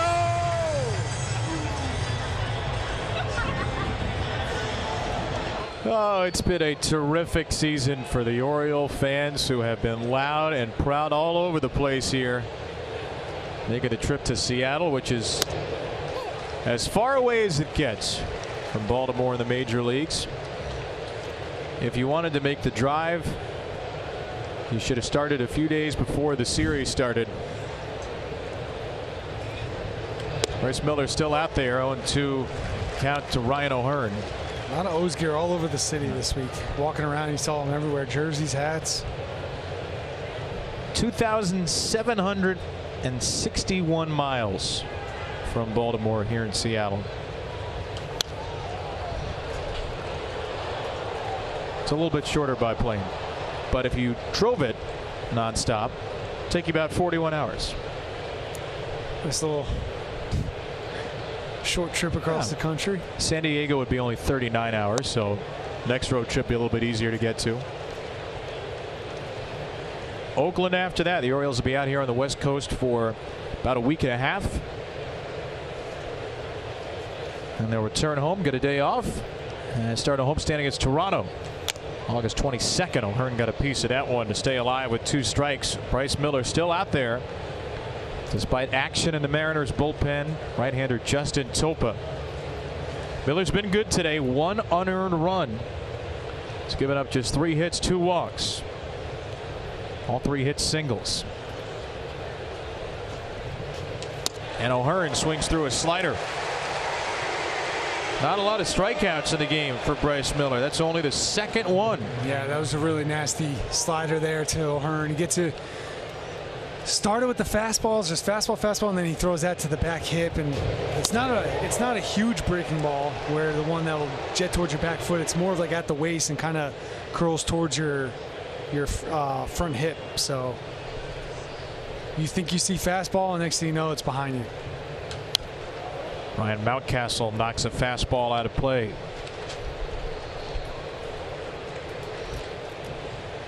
Mariners are leaving Miller out there to face these Oriole hitters for a 3rd time with the bullpen ready. And this Oriole hitter is as dangerous as they come right now. Yeah, it almost feels like it's going to be hitter to hitter here. They have bullpen up and ready to go, and well, like we said, well rested, but young starter's showing a lot today. He's pitched really well, and let him go out there and try to finish the 6th and go from there. Line out to right, infield single to 3rd for Ryan. And a big rip through the fastball there. Yeah. And you can just tell by that swing there that that's playing closer to upper 90s as opposed to mid 90s. It's coming in there hot. It's a pitch that's so tough to time up because of that movement. Looks like it rises, as you said. A bouncing ball, and Mountcastle's going to have his 2nd infield hit of the game. When you're hot, you're hot. Just put it in play and give yourself a shot. Back-to-back 2-hit games for Ryan, who got on top of the heater. Yeah, fastball up and just beat right into the ground, and it would have been almost an impossible play to make with the way it slowed down and it was hit towards the shortstop opposed to the 3rd baseman there. So Mountcastle on, 2nd base hit of the day, infield single again. Last time he got on, tried to steal 2nd on the first pitch to Adam Frazier. And Frazier lays down a bunt. Suarez, bare hand from 3rd, makes it look easy. Yeah, just to the wrong guy there. Maybe bunt a little bit harder than Adam was looking for. Right idea, it's just bunt it to him over there at 3rd base. He's made a lot of those plays before. Really nice bare hand with the ball moving like that. And just a really strong throw right to the chest. Once again, just another infielder making a play look way too easy. So the tying run, Mountcastle to 2nd. As Miller throws 2 baseballs out of play. Austin Hayes with a runner at 2nd and 2 down. 6 straight first pitch strikes thrown by Miller. 19 out of 24 in the game. And he throws another with a slider. Yeah, and he's been the 2nd time here through the lineup. He's been, or 2nd or 3rd time here through the lineup. He's been throwing a lot more of that breaking ball earlier in the count where you're up there, gear up, ready to catch up that 94, 95 mile an hour fastball, and he's throwing that wrinkle up there. It's really hard to pull the trigger, especially early in the count. Hayes left side, and it gets over the leaping try of Moore. Mountcastle waved around 3rd. Throw to the plate is cut off. Austin Hayes comes through with a big 2-out hit to tie the game. Great at bat there by Austin. 2 out hit, RBI hits are huge, and that's the difference between wins and losses. And what a job by Austin there. Again, a fastball, didn't get it up as high as he was trying to get it there, right around the belt. Lines it just over the shortstop's glove, and Mountcastle with enough speed to really not even have a play at home, tie up the game. And you've been saying all game long, this could be a good matchup for Austin Hayes, who is a great fastball hitter. 320 against him this year. He ties the game as Scott Service goes to the bullpen.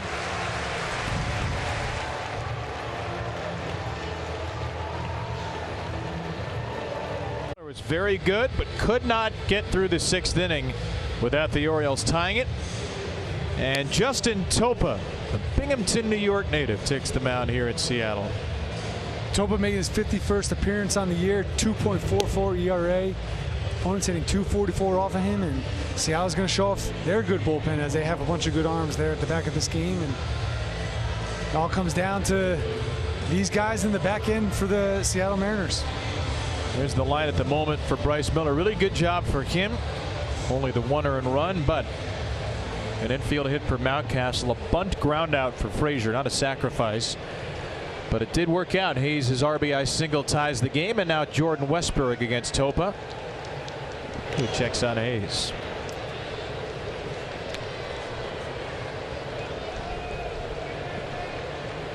It's now a battle of the bullpens on one side at least. The Mariners is second best in the American League. The Orioles 4th. 2 of the top 6 bullpen ERAs in all of baseball. And Topa starts with a strike around the inside corner with a slider. Justin Topa, not a huge strikeout pitcher, but a big ground ball pitcher who induces some of the softest contact in baseball and does not allow many extra base hits. That one nearly hit Westburg. Yeah, when he goes to the plate, he opens up. He's open when he goes to the plate, so that's going to allow a lot of arm side movement, which is why he gets a lot of balls put on the ground, because he has a good breaking ball, and he's got that 2-seamer that runs in on righties and away from lefties. And with that downward movement, a lot of times you're going to get balls hit right in front of home plate. You see on like that ball there, yeah. But you don't see too many pitchers that finish open, but Topa is one of them. Tall guy with kind of a 3/4 short arm slot, and gives you a different look. And I said he's looking for ground balls when he goes out there. Not a huge strikeout pitcher.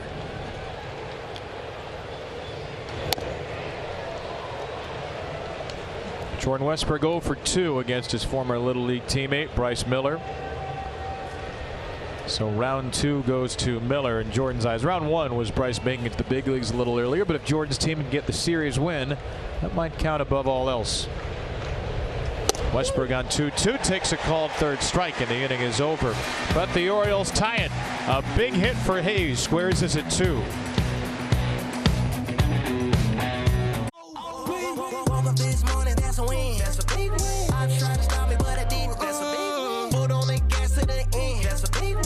Same as I was back. That's a big win. That's a big win. That's a big win. I was trying to stop me, but I didn't. That's a big win. Put on the gas to the end. That's a big win. That's a big win. That's a big win. Another terrific day here in Seattle. 44,000 plus on hand for the Orioles and the Mariners. Tied in the series, tied in the game. Courtesy of Austin Hayes' RBI single to score Ryan Mountcastle in the 6th inning. And the O's make a defensive change. Cedric Mullins into the game in center, and Hayes shifts over to left here in the bottom of the 6th inning. Cal Raleigh batting against Kyle Bradish, and Raleigh takes ball 1. So Ryan O'Hearn, who started the game in left field, is out after going 0 for 3. And Mullins slots into his spot. He'll be due up 5th the next time through the order. 1-1 on a good curveball from Bradish, who's allowed 2 runs on 4 hits, struck out 7, and walked 1. Another excellent start for the man who's been the Orioles' best starting pitcher this season. We're talking before the game about the depth of this rotation, which could get John Means back in a couple of weeks. Tyler Wells is in Double-A right now, and who might the Orioles turn to in a playoff series? Kyle Bradish has certainly made as strong a case as anybody should have come to that. Bouncing ball to second, and Bradish has the first out, the 6th. Yeah, when you start talking about their pitching depth and how many pitchers they have that could possibly start in that series, it's a good problem to have. When you have multiple options that you can go to, it's only going to make your pitching staff better. And who knows who ends up staying in the rotation for that, or who might go to the bullpen from there. But those are good problems you want to have, because that means you're in the postseason and you have a lot of different arms that you think that can get you where you're trying to go. Strike one to Teoscar Hernandez. But Bradish has looked really good today. He's been just super aggressive in the zone early on, and it's putting the pressure on these hitters. And even though he's given up 2 runs, it really hasn't been too hard a contact besides a couple hits scattered throughout this game. Little broken bat flare. Wes Burr couldn't get to it.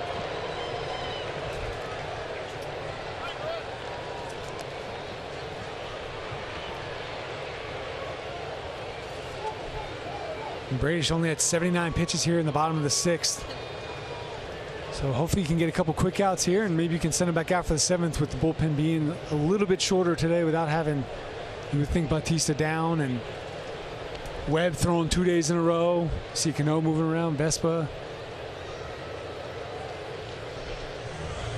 14 swings and misses for Kyle out of those 79 pitches. Love to get him at least through 6. Love to get him into the 7th. With only a 7-man bullpen thanks to the 6-man rotation. Orioles have not announced their starters for the San Diego series yet. If they stayed on turn, we would see Grayson Rodriguez tomorrow, Jack Flaherty Tuesday, and Dean Kramer on Wednesday.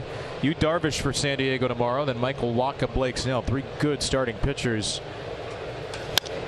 A ground ball through the middle, a base hit for Teoscar Hernandez, just his 2nd of the series, and the Mariners have a 1-out base runner. Stream every out-of-market game live or on demand, now available at a new low price for the season, starting at $59.99. Blackout and other restrictions apply. Visit MLB.tv for details. Orioles did announce their starters. Actually, it's going to be Rodriguez, Flaherty, and Kramer in that order. They announced that shortly after the game started.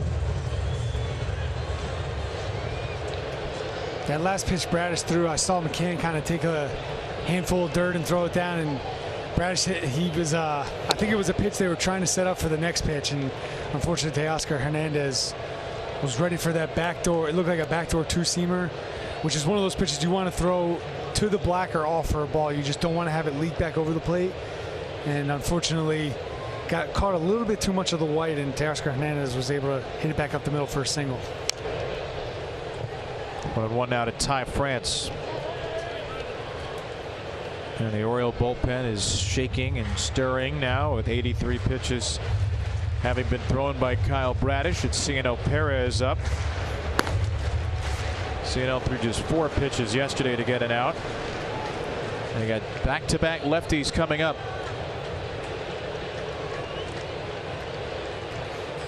Good pitch. Nasty slider there.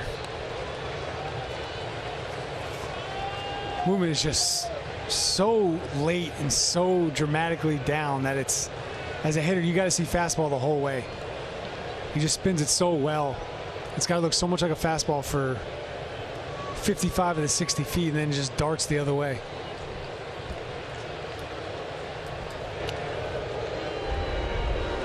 Mariners have now swung at 16 sliders today. They've missed 9 of the 16. It's a pitch with a 34% swing and miss rate, a 182 batting average against coming in. Elite electric movement. He throws a fastball here. He jammed him right center field. Santander comes on to make the play. Yeah, nice jump there by Santander. First it looked like it was going to dump over the second baseman's head, and stayed up just enough for Anthony to make a nice running catch. You can see here on this one, it's all about that first movement. He was shifted way over to right. And luckily, it stayed up long enough, but that first movement of his, real aggressive in towards the infield, and he made it look fairly easy on a ball that could have caused some problems. So Bradish is going to stay out there, face Dominic Canzone. Got the lefty Perez ready, but Brandon Hyde will stick with his starter and try to get him through 6. Something he's done 7 of his last 8 starts. Throws 6 innings or more at Kyle Bradish.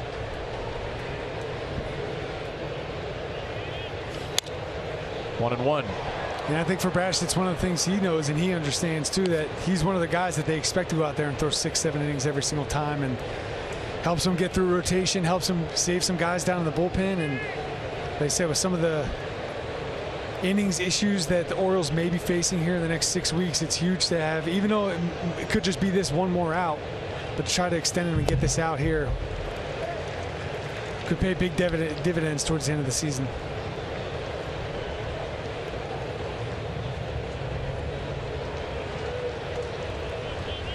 Plus, with his breaking balls too, you like his chances against lefties just as much as you would probably like CNL. So there's a strike with one of those breaking balls, the curveball. One pitch away from getting through 6. He's just so good at being able to throw to both sides of the plate, especially the lefties, and that's why you can tell that he has such good success against them, because he's able to locate it to both sides.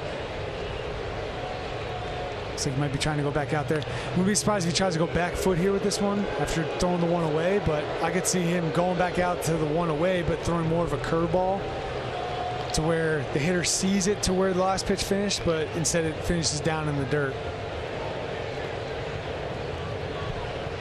90th pitch of the game, Kyle Bradish to Dominic Canzone. And Canzone puts it in play to first. Mountcastle is there and chalk up another quality start for Kyle Bradish. 2-2 through 6 in Seattle.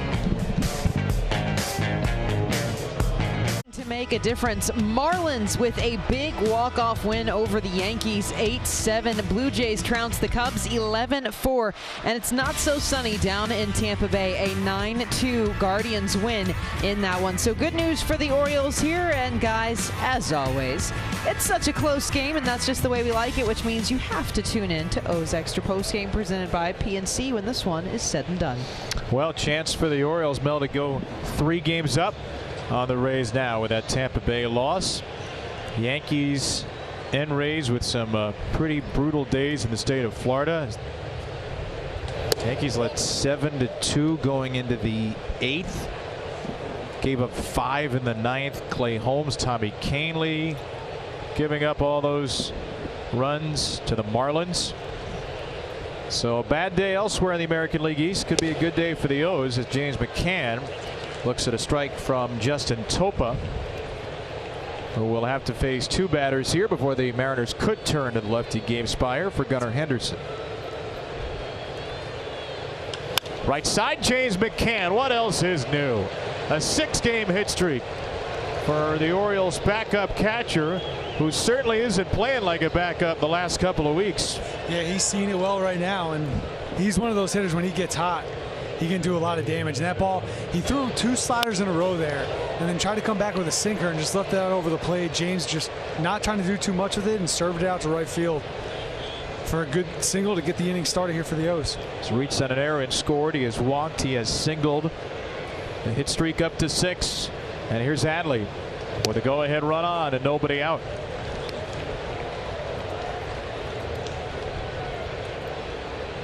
Rutschman broke his season opener against Seattle with a 3rd inning single.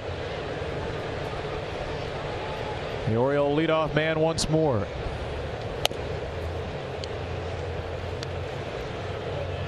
And Topa trying to do what he does best and get something on the ground here. Likes to throw a slider a lot. He can pretty much throw it on command to away to lefties. That backup, the backdoor one right there.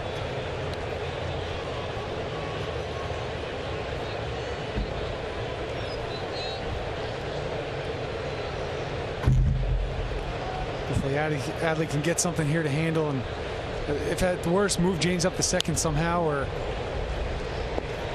trade spots with him, or just get something going here for the O's in the 7th inning.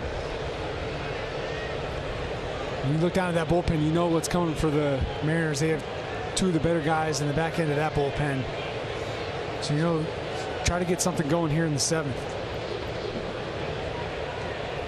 Rutschman just got a piece out of the glove of Raleigh to stay alive.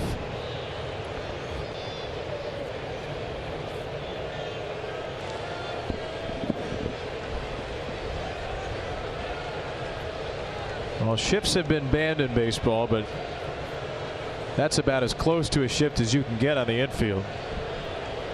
Almost the whole left side vacant. Rutschman will go right to Suarez on the left side, and that's why they scout. 5-6-3 for the double play.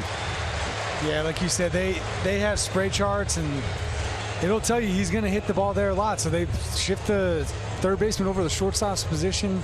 Can't have the shortstop on the other side of the second base bag, but instead hit it right where the scouting report said, and double play. And Topa, who is a huge ground ball pitcher, gets a huge ground ball double play. So an inning, a hit, a strikeout for him. It'll be Gabe Spire on to face Gunnar Henderson in a tie game. Here in the 7th inning in the Emerald City, Seattle, Washington. The Orioles and the Mariners in this rubber match. Seattle winners of 8 of its last 9 games. The Orioles winners of 9 of their last 13. Left-hander Gabe Spire will come on to face Gunnar Henderson. Yeah, Gabe Spire making his 49th appearance of the year, 3.55 ERA. Hitters hitting .230 against him. He's going to have a twist and throws a lot of arm side sinkers. He's going to throw that pitch almost 50% of the time. Has a four-seamer he likes to use a lot too. So heavy fastball mix for Gabe. Left-handers just a .239 on base percentage against Gabe Spire. Not batting average, on base percentage. And a slugging percentage of .275. So if you reach base against Gabe Spire as a lefty, you're probably doing it with a single. Gunnar Henderson will try to get on base anyway, anyhow. And Henderson's got a 2-0 count. Yeah, just that little twist he has in his motion just makes it that much more difficult for a lefty to be able to pick up his arm slot, which is a little unique. It's not a straight over the top or to the side. So he's got to give lefties fits. That's on the corner strike. And not to mention he'll run it up into the mid-90s. So having a really good year for the Mariners. Gunnar a walk, a sac fly, and a line out. And a 3-1 count. And that right there was that sinker. He likes to run in on lefties. It's just got to be nearly impossible to get the barrel to the baseball there with it starting on the plate and running in off. So I'll be curious to see if he gets a four-seam fastball here, or if he throws another sinker up there. Henderson left side, and a leaping catch by Suarez, who's had a great glove day. To the bottom of the 7th we go. Still squared in Seattle.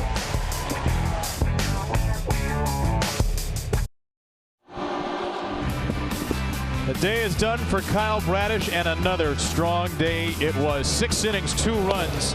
2 good starts, Brad, against the Mariners this year for Kyle Bradish. Yeah, great job today establishing the fastball and then just going to his bread and butter with those breaking balls. I mean, he had it going down towards the back foot, back door, and then when you have him looking for the breaking ball, you throw that front hip two-seamer. And Kyle Bradish had a really good start today and gave those a shot. Went 6 innings and gave him some length on a game that they needed it. 15 swings and misses, tied for the 3rd most of Kyle Bradish's career. He goes 6 innings or more for the 8th time in the last 9 starts, and the Orioles will turn it to the bullpen. Here's your Jiffy Lube O's pitching change. You know Jiffy Lube for quick, convenient oil changes. Now we do brakes services for brakes, batteries, and tires. Oil change and more. That's a job for Jiffy. Coming in for Bradish is CNL Perez, making his 45th appearance of the year. He's got a 4.08 ERA, 39 and 2/3 innings pitched. Hitters hitting .278 against.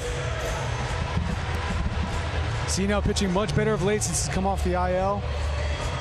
The O's really need him to be a top lefty here at the end of the season to get some outs against these lefties that they'll be facing. And CNL's the guy for the job. He throws hard, 97 miles an hour on his fastball.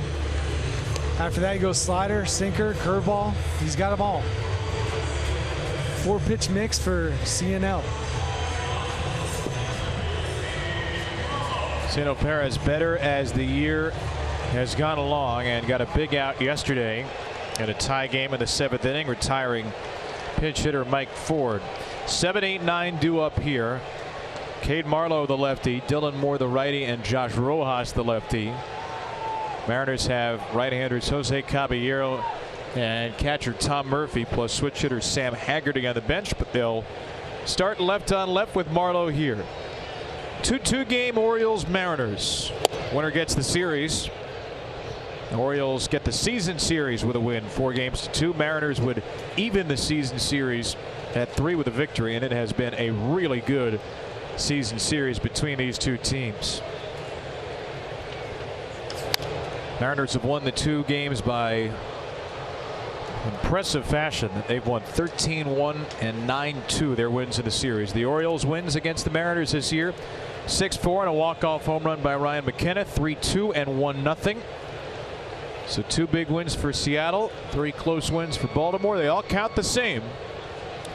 And another close game between the American League's best team and the American League's hottest team right now.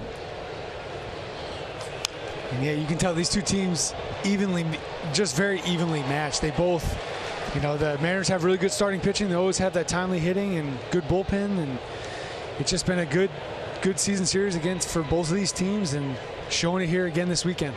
How about Jacob Webb getting loose? This is something that Brandon Hyde basically never does. Throw a pitcher 3 days in a row, and that's what he may do here, with Webb having thrown 14 and 15 pitches the last 2 days. Yeah, and that's, a guy throwing 3 days in a row is one of those things that kind of seems old school, but about 5 years ago, a lot of relievers would be throwing 3 days in a row, and Jacob, he was around during that time, and he's done it before, so I don't think he's asking him to do anything hasn't been asked to do before in his career. And if there's a guy down there that you would trust doing it, it's him. He's got a nice easy motion, easy arm action, so. No doubt Brandon Hyde checked with Jacob Webb before the game. He and the Oriole pitching staff will always check with relievers, see who's available. And apparently Jacob Webb is. Julio Rodriguez, righty, would be due up 4th in the inning. Perez trying to get the lefty Marlowe on 3-2.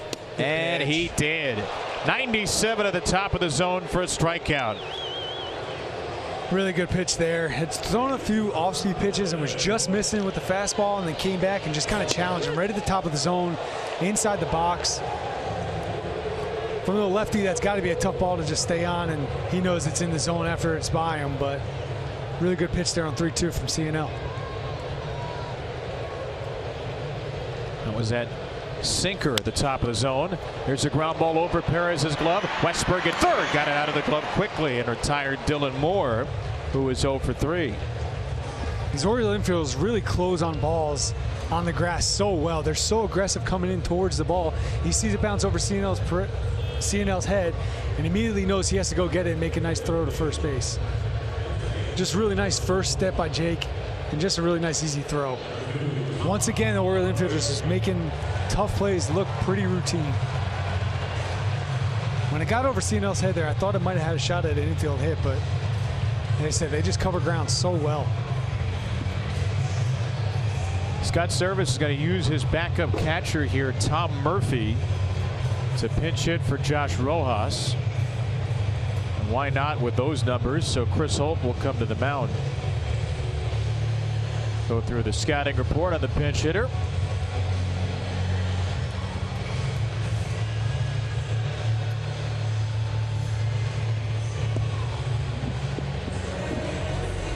It's good to see CNL get that first come back. He got the 0-2 and got the 3-2 on the first hitter. He goes 0-2 to 3-2, gets a strikeout, and then comes back and really attacks the righty.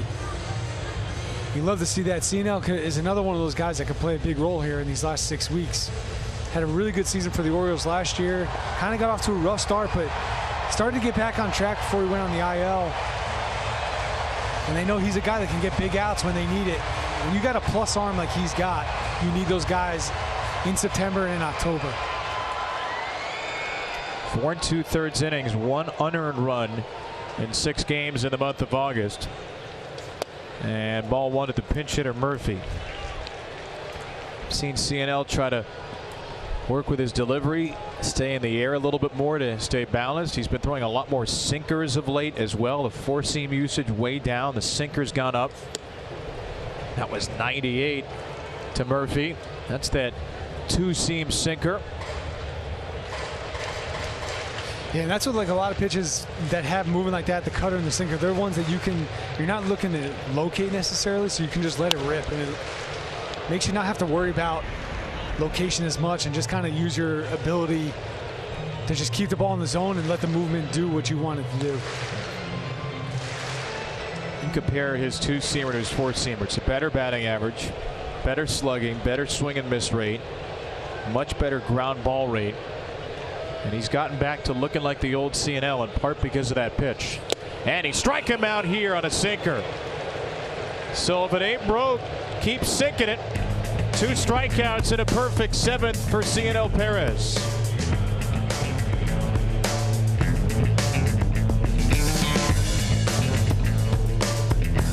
Moments.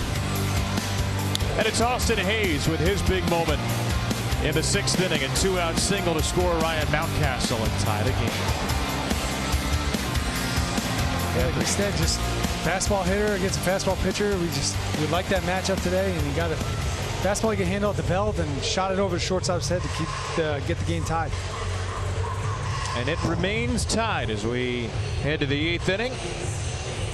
Matt Brash, who has been maybe the nastiest Mariner reliever this year with a huge strikeout number, comes on in this tie game in the 8th inning to face the Oriole heart of the order.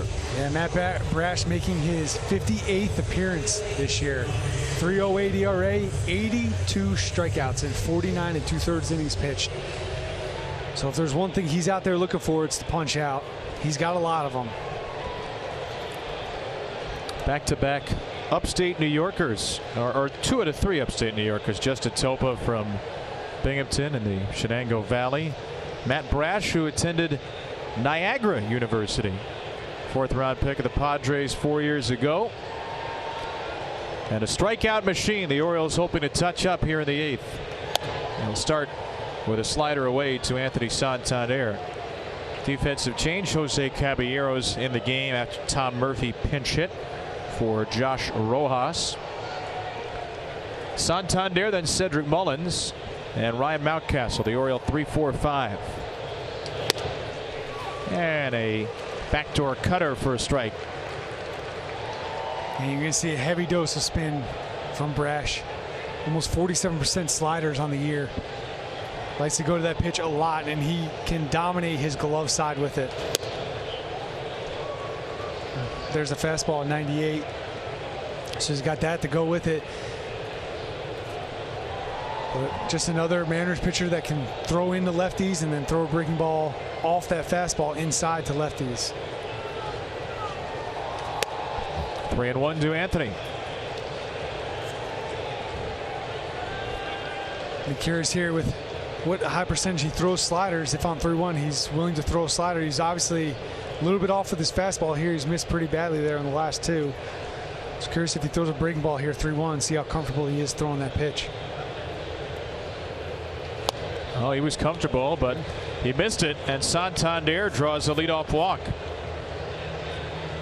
And that's just one of the differences here in baseball the last 5-6 years, I'd say. You have these guys who are more comfortable throwing their breaking ball that they'll throw at any count. I'm surprised.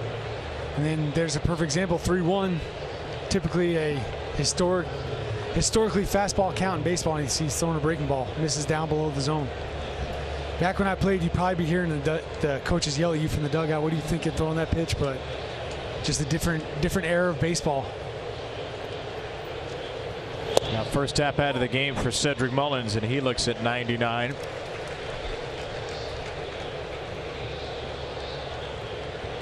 into the game defensively for Ryan O'Hearn in the 6th inning. Mullins 0 for 8 in his first 2 games back from a right adductor groin strain. Was out from July the 19th to August the 11th. And this is no fun way to come back against a pitching staff that Brandon Hyde thinks is the best in baseball. And statistically, he's right. The best staff ERA in the majors, 3.69.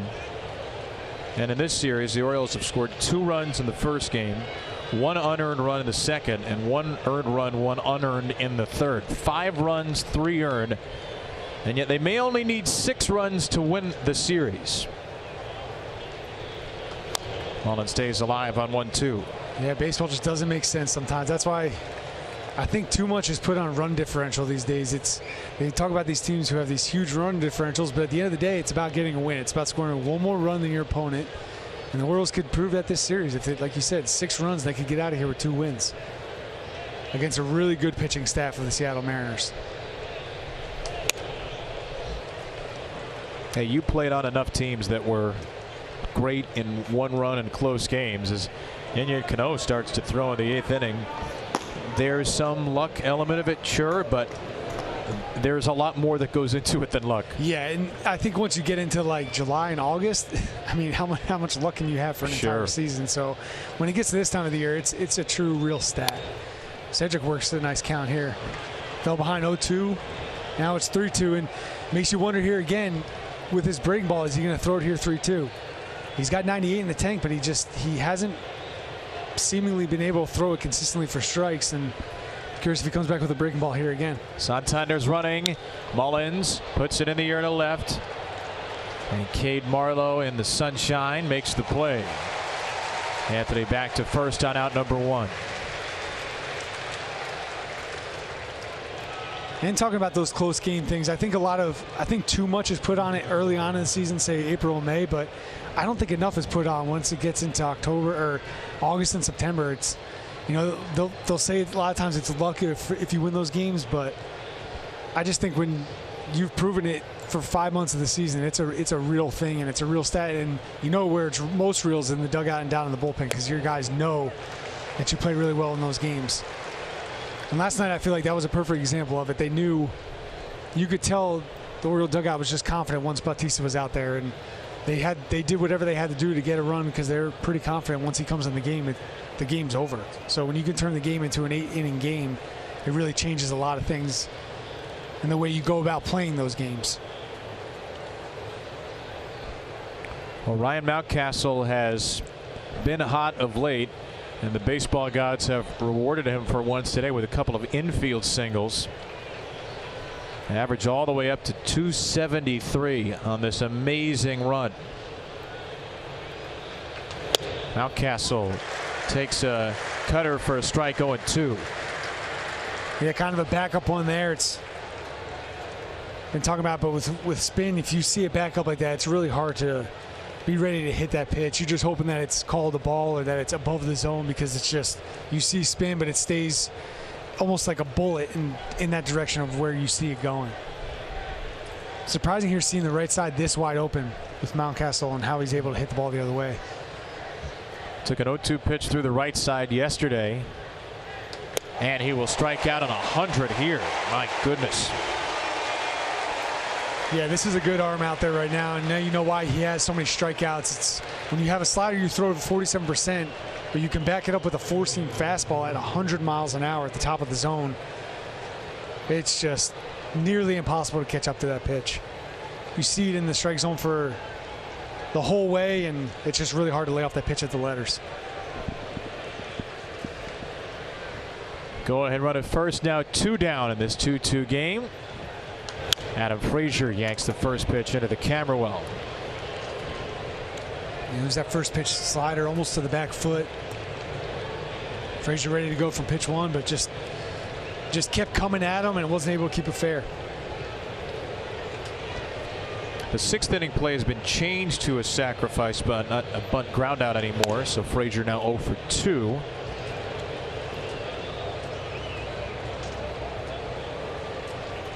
So many big hits so good late in games for the Orioles this season. And a 2-1 count for the 2022 Mariner. Now a 2023 Oriole, Adam Frazier. Career high in home runs, 13 of them. See if he can get something here to drive ahead in the count. Look one area and let it fly. Much easier said than done against a guy throwing 98 to 100, but yeah, where would you look here? Yeah, if you're Adam, I think you got to look something middle in, but with that breaking ball that can go towards the back foot, you just hoping it's a fastball when he throws it, I guess. It's a slider up and away, and it's 2-2.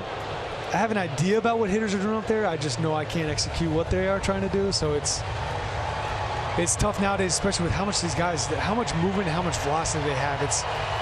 I feel like hitting has even changed so much in the last 5 years that it's almost hard to keep up with.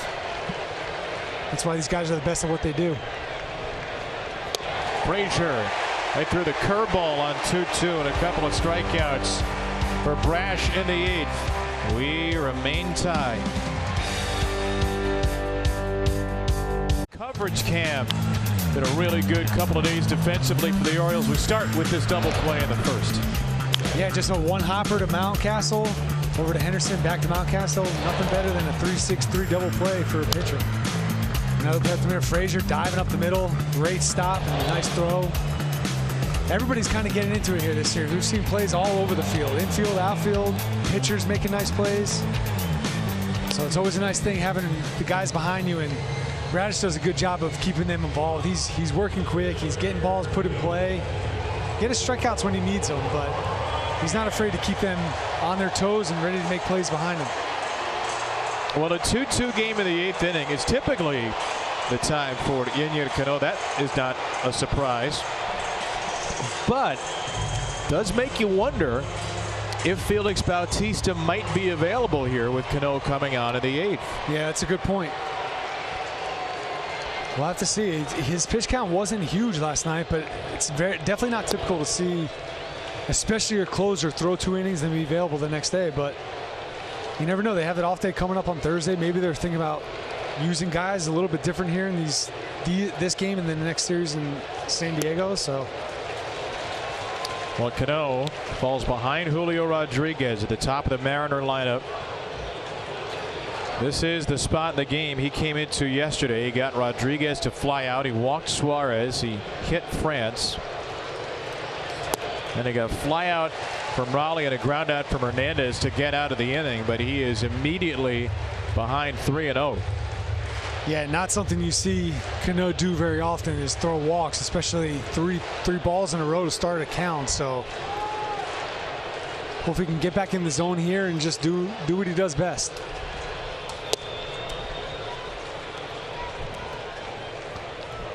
Rodriguez a run scoring double in the 5th inning. Yennier Cano game number 53. That breaks a tie with Mike Baumann for the team lead. Rodriguez, a ground ball pulled to short. Henderson on the run, and it is just barely in the nick of time. Close play. That's the ruling by John Bacon. I'm sure they'll take a look at this one. Let's see how the dugout. Nope, got him. Gunnar does a good job with that, the running play towards first base. It seems like he can get more on the ball. He's a little bit more accurate when he does that. So that little extra step that he took there, you almost like seeing him do that just because he has such a strong arm after he takes that movement towards the first base bag. Really nice play by the young shortstop there. Good job by Mountcastle on the back end of the stretch. Big first out after falling behind Rodriguez 3-0. And now ball 1 to Eugenio Suarez. And typically falling behind these guys isn't exactly what you want to do, but Cano does such a good job with that sinking fastball and the changeup that you're not too worried when he falls behind 1-0 or 2-0 to these hitters. And he throws that slider in there too.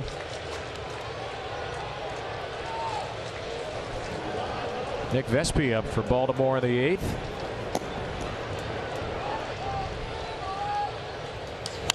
Suarez out of play. Vespi kind of turned it into a Swiss Army knife for Brandon Hyde. He can use him in a bunch of different roles, multiple innings against lefties. You know, pitched him in the game the other night where the game was a little bit out of hand, so can eat some innings for you too. But it's all hands on deck in games like this and in series like this towards the end of the season. And you're trying to go where the Orioles are trying to go. Mariner closer Munoz up. And a ground ball pulled to third. Jordan Westburg sucks it up, and the Orioles infield defense, outside of that Frazier error, has been very good today. 2 ground outs for Cano. Yeah, and just doing what he does best, just keeping the ball right on the ground. And when you fall behind or you're in even counts, it's not a terrible thing for him, because he's got that 97, 98 mile an hour sinker and showing exactly what he can do when he keeps the ball in the zone. 2 fairly easy outs here, and now Cal Raleigh up at the plate. There's the changeup to Raleigh. Flight out to left field against Cano on a 1-0 count yesterday. Orioles will have Hayes, Westburg, McCann due up in the 9th. Good slider. That's a pitch we've seen a lot more as the years gone on for Cano. That slider makes a huge difference for his arsenal when he's able to throw that one over for a strike. Having the sinking fastball and then the more sinking changeup, and you throw that wrinkle in there, and makes a huge difference for his stuff. And there's the changeup. This gives us a chance to show you what Cano has done by month. You look at the sinker, it was up to 76% in June. The league started to figure it out. He's cut it in half in August. And he's thrown the slider more than he's thrown it ever. 34% of the time, nearly as much as the sinker this month. Yeah, that's a dramatic pitch usage change. So obviously the analytic department doing their job and helping out in here. Nice pitch. And he can still run that by you. Strike opposed Cano after a strikeout of Raleigh. And the Oriole bullpen with a perfect 7th and 8th to send this game tied into the 9th. Authority of the Orioles and may not be reproduced or retransmitted in any form, and the accounts and descriptions of this game may not be disseminated without the express written consent of the Baltimore Orioles. Into the 9th we go, and did you expect anything else when the Orioles and the Mariners got together? Orioles tied after 8 innings for the 15th time this year. They're 10-4 when tied after 8, looking for another close win, and they'll face Andres Munoz for a 2nd straight night. Yeah, Munoz making his 32nd appearance of the year, 2.73 ERA, 43 strikeouts in 29 2/3 innings. Opponents only hitting 191 off of him. Matt Brash, a scoreless 8th inning with a walk, struck out 2, and it is Austin Hayes who tied the game in the 6th to lead off against Munoz. And Munoz's first pitch is jammed foul.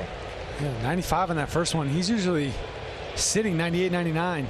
So be curious to see if he gets a little uptick here as the inning goes along. High slider usage for Munoz, the closer. There it is there. Yeah, it's a good one. He'll throw the fastball up, and then he likes to throw the slider. It's more of a sweeping action on it than your traditional slider that goes down and away to a righty. It's going to kind of sweep away from him. So he starts it on the plate, and he'll end up in the other batter's box. It's a pitch that doesn't have a ton of movement on it. It's pretty tight, but it gets a huge swing and miss number, 49%. And that number just went up. Yeah, that's 2 of them in a row right there. 3-pitch strikeout starts the 9th inning. Yeah, here it is, and this is that one. It's not like it's going to go down a lot. It's just, it looks like a fastball and just takes off the other direction. Talking to hitters, they said the sweeper is just so difficult to pick up because a lot of pitchers started throwing fastballs up, and now they're throwing the sweeper off of it, and it's just really difficult to stay on pitches. As you can see here, he's got a good one, and he's going to throw it a lot. And if he can't hit it, he's probably just going to keep throwing it. So Jordan Westburg. Westburg hit there. Powers one deep left center field. That ball toward the wall. That ball one hop off and over the wall off the warning track.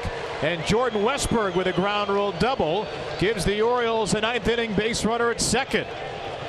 Yeah, there's one of those ones that kind of just stayed middle, spinner that didn't really break as much as the other one. Westberg all over it, ready for it. Just kind of spun right back towards the middle. He's lucky that ball didn't get out. That ball was right in the good hitter zone. But Westberg put a good swing on it. Hit out towards left for a ground rule double. The wind's blowing in slightly in from left. But when that ball was hit, I thought I had a shot to get out of here. Really good swing by Jordan. And he will leave the game for a pinch runner, Jorge Mateo. A 379-foot ground rule double. And now Mateo, the potential winning run at second here in the ninth. And if you remember last night in the 10th inning, Mullins took third off of Munoz. So Mateo at second here. Wouldn't be surprised if he gets the right pitch to run on if he tries to take a shot at third.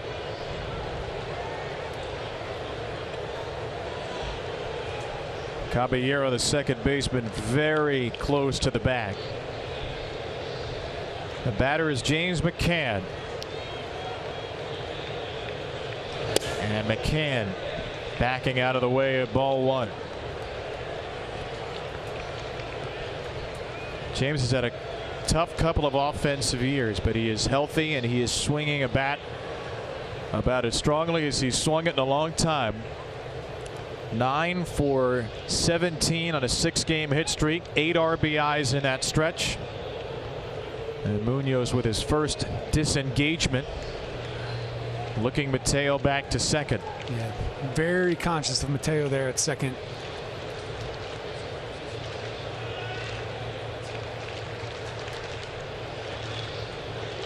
McCann chases what would have been ball two. Another good slider there. Just has the perception of being strike for so long, and for righties it's just really hard to stay on that pitch because breaking ball typically you're going to try to hit it to the pull side. And if you try to pull that pitch, you don't really have a shot. But when you know he can throw 100 and run it in at you, it's a lot easier said than done. A 1-1. Then he comes back with that on the outside corner, trying to run the little two-seam-ish action on the outside part of the plate. Could have maybe got a call to strike there, but just off the plate. The Orioles got a run off Munoz in the 10th inning yesterday. They had the bonus runner at second, Mullins. Mountcastle singled him in. McCann trying to bring home Mateo. That's big there. That's 2 step-offs, 2 disengagements, which means if Munoz disengages again, either he'd have to pick off Mateo or he would be called for a balk. That's a big one right there. So how aggressive is Mateo going to be? Little bit of a bigger lead, and that pitch sticks inside. 3-1 to James McCann. And the movement has not been as good on his slider today. He's been backing up a lot of them, and just like the one he threw to Westberg, just kind of stayed in the same spot. Didn't really break too much.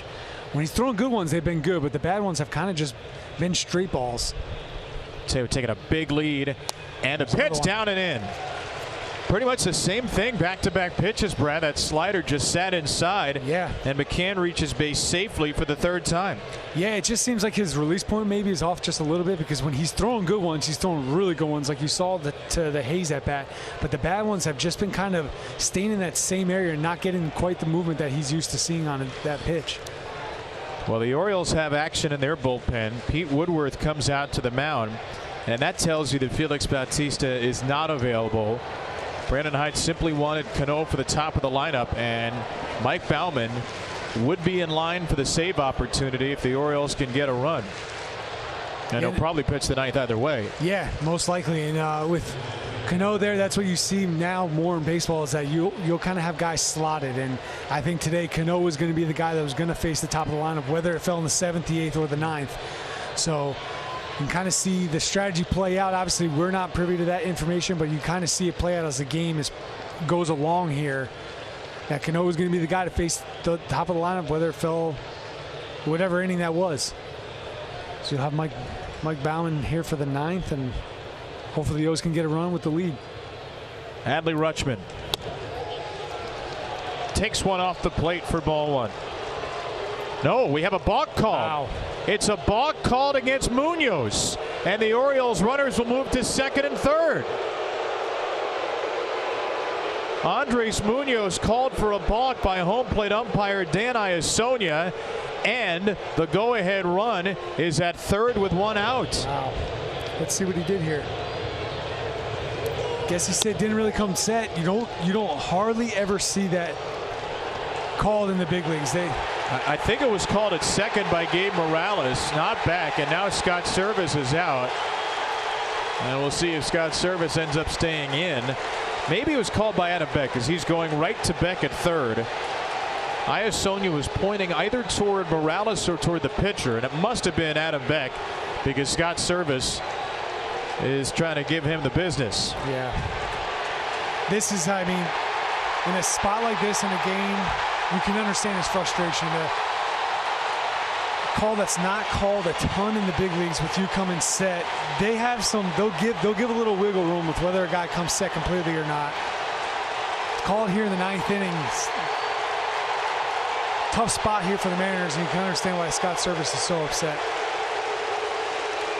Changes the whole complexion of the inning. We didn't see the arm go up, but Scott Service must have been thrown out from the dugout because that is a lot of leeway to give a manager otherwise. And Scott Service, he just pointed at Adam Beck and he said, "I'm throwing you out." He just threw out the umpire after this was called a balk. Yeah, and even the home plate umpire didn't see that it was called a balk, really.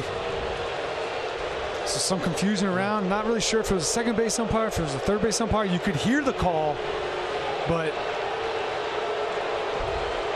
the Orioles catch a break and changes the inning here completely. So the pitch wiped out. No count. And Rutschman with a little dribbler. Munoz coming to the plate. He's safe. Oh, he got in there. How did he do it? Mateo under the tag, and the Orioles take the lead. Wow. A bolt of lightning down from third. Wow, and he was off as soon as contact was made. He was off. Seattle is challenged. And the Mariners obviously will challenge now. Wow, what a slide. We'll see if he got his hand there before the tag or not, but tremendous slide. Ball beats him. Yeah, I don't see how you can overturn that. Umpire right there on top of home plate.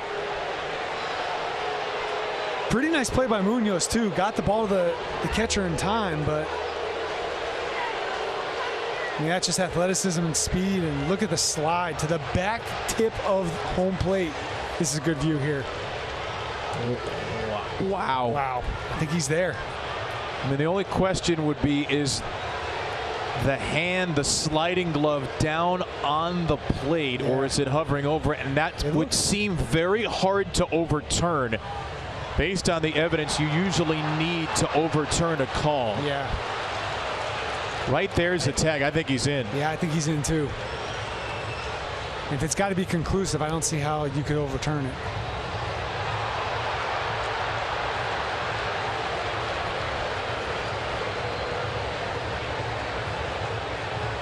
Here's the call from Dan. After review, the call on the field stands. The runner is safe. Seattle loses their challenge. And the Orioles take the lead on a mad dash from Jorge Mateo. Once again, the Orioles' speed showing up in a big way. It was obviously, Mateo's told there, as soon as contact is made, you're going home. That, ladies and gentlemen, is Jorge Mateo.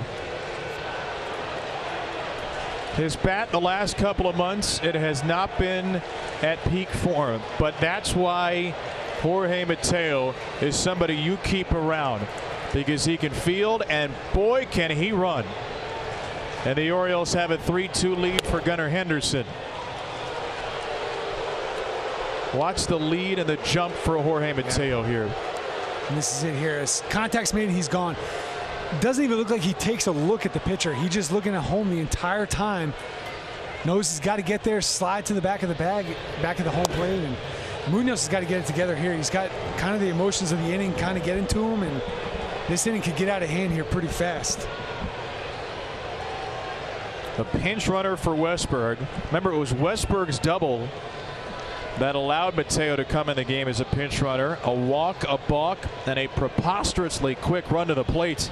And now in the dirt, and Munoz needs to find the release point, needs to find a mental reset as he's fallen behind 3-0.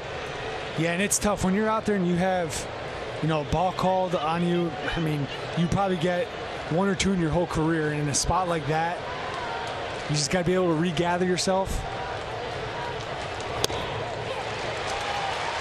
Because the inning can get away from you really fast in the 9th inning in the big leagues. But Gunnar in a good spot here, 3-1. Hasn't been really able to throw his slider for a strike. So if you're Gunnar here, I think you take a shot looking for a fastball out over the plate. Got a fastball, ground ball to shortstop. There's one for more, and there is two. Beautifully turned double play by the Mariners shortstop, and we go to the bottom of the 9th. But the Orioles take the lead in ridiculous fashion thanks to Jorge Mateo's super slide. And Jorge Mateo, the pinch runner on the right, moved to third on a balk, and then went screaming down the baseline on a 40-foot tapper from Adley Rutschman, a fielder's choice to give the Orioles the lead. It's 3-2 in the 9th inning, and it's Mike Baumann with Felix Bautista unavailable, searching for the first save of his major league career. Yeah, Mike Baumann making his 53rd appearance on the season, 9-0 with a 3.59 ERA. And like you said, going for his first career save today. Trying to lock this game down and the series down for the Orioles here in the 9th. There's the arsenal for Baumann, who threw a scoreless 6th inning yesterday, worked around a walk and a double. Yinyin Cano threw a perfect 8th inning with a couple of groundouts and a strikeout. Cianel Perez a perfect 7th with 2 strikeouts. Kyle Bradish struck out 7, walked 1 in 6 innings. And the Orioles will keep Mateo in the game at short and slide Gunnar Henderson over to third. Something tells me here you might see a little extra juice here from Mike Baumann here in the 9th. He's got a big-time fastball. It wouldn't shock me if you saw triple digits today. 93 to start, though. That looked like more the backup slider. Yeah. He's facing Teoscar Hernandez, Ty France, Dominic Canzone, the Mariners 4, 5, 6 hitters. And Baumann goes 96, and Hernandez hung in there for ball 2. Yeah, and the first out in the 9th is always the biggest, especially when you're not typically the closer. You know, for myself, that first one was the biggest out of the inning. Hernandez swings through, strike 1. Doing a good job of keeping himself in check, not trying to let it, you know, let it eat. Trying to just throw it in the zone, and let's get this first one here.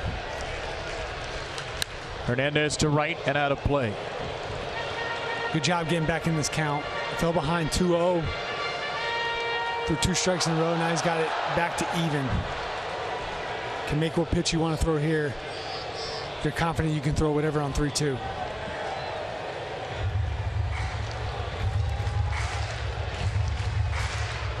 Mike Baumann's 167th professional game. He has 2 saves professionally in the minor leagues. Hernandez out of play. Good breaking ball there. It's good to see him throw it near the zone after he missed with the first one in the inning. And he came back out 2 foul balls on the fastball. Baumann's got a good 3-4 pitch mix, so good to see him get back in the zone with the breaking ball. 3-2 for Teoscar Hernandez. Hit a ball hard against Mike Baumann yesterday, but lined out to left. Still hitless in his career against Baumann. A 3-2 to lead off the home ninth. Is popped up. McCann searching. McCann by the netting, and McCann without a play.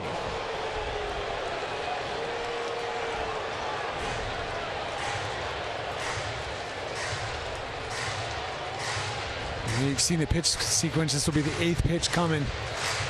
He's kind of throwing them all. He's throwing his sliders, forcing the knuckle curve, another slider there on 3-2. So obviously you can tell he feels confident throwing either the fastball or a breaking ball here. Curious if he comes back with a fastball to throwing the breaking ball. He does, and it's popped up again. Playable for Mountcastle. Behind the bag at first, and the first out of the inning is in the first baseman's glove. Beautiful. What a job coming back there, 2-0. Like I said, it just kind of takes the air out of the crowd just a little bit. You get that leadoff guy on in the ninth, especially in a one-run game. You can feel the excitement kind of pick up, and it's kind of hard to catch your breath. So for Mike, this being the first time he's out there in the ninth, save opportunity, that's a big out for him. Felix Bautista saved 31 games this year. Yennier Cano 4.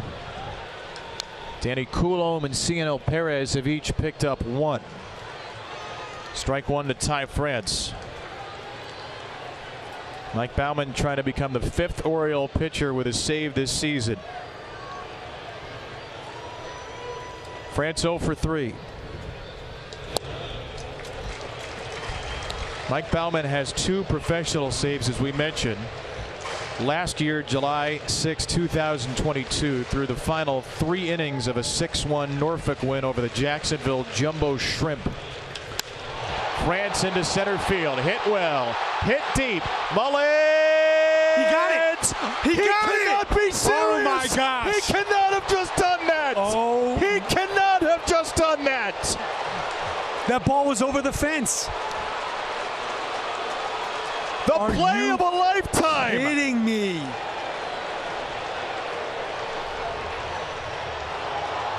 Oh my gosh.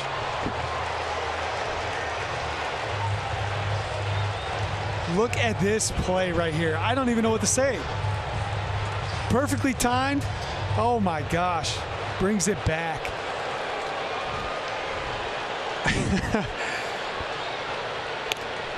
1 out to get.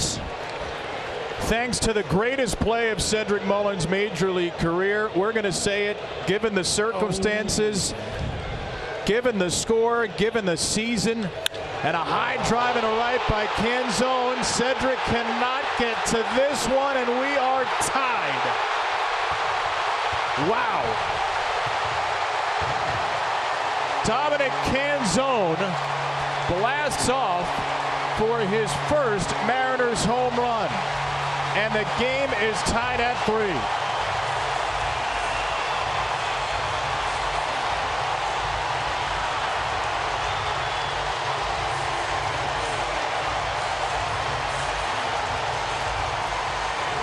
What a ludicrous sequence.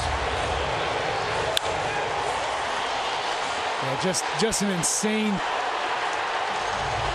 2-batter sequence we just saw right there.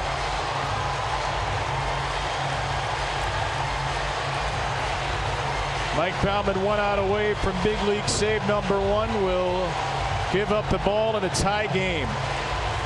Take a moment, catch your breath. Nick Vespi coming on.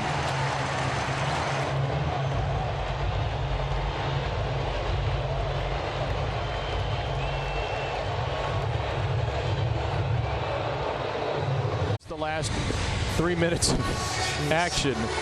You missed one of the craziest 3-minute stretches of the year. Cedric Mullins, perhaps the greatest play he's ever made on a baseball field, and he's made some great ones. Taking away a game-tying home run from Ty France, but 2 pitches later, Dominic Canzone takes a towering tank off the restaurant and right to tie the game at 3, but it's only tied because Mullins saved this. I mean, that's about as high as he can possibly jump, and brings it back.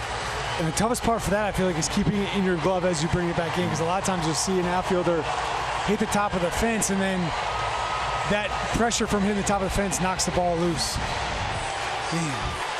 So Nick Vespi to try to send this game to extras. Scoreless inning and a third on Friday night. There are the numbers in 6 games. He'll face Sam Haggerty, pinch hitter for Cade Marlowe.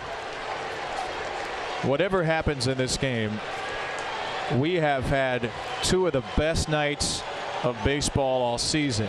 Haven't been a lot of runs scored, but there has been all the drama for a month of baseball. Yeah, just squeezed into 2 games. Exciting games. This is what it's all about. 2 teams trying to get to the playoffs, trying to win a World Series, and out here just playing just great team baseball. Haggerty left side. Henderson is there. And once again, the Orioles and Mariners are destined for extras. Their 3rd extra inning game out of 6 this year, thanks in part to Super Sed. Orioles and the Mariners in extra innings for the 2nd straight day. That's the hero of the moment for Seattle, Dominic Canzone, whose 2-out home run tied the game in the 9th after Cedric Mullins' home run saving catch. Canzone pumping up the crowd in right field. And the Orioles will face a new pitcher, Trent Thornton, on for the 2nd time this series. Trent Thornton making his 9th appearance, 2.53 ERA, just 10 2/3 innings pitched on the year. Opponents hitting .268 off the right-hander. Orioles got a 9th inning run. Westberg doubled, Mateo pinch ran, McCann walked, Munoz balked. Rutschman had a little dribbler back to the pitcher, and Mateo scored on a mad dash from 3rd. But then at the bottom of the 9th, Mike Baumann gives up the tying home run to Canzone. So it is the heart of the Oriole order. Sam Haggerty stays on to play left after batting for Marlowe. Anthony Santander with a runner at 2nd, Gunnar Henderson. And Santander will get Henderson to 3rd on the first pitch.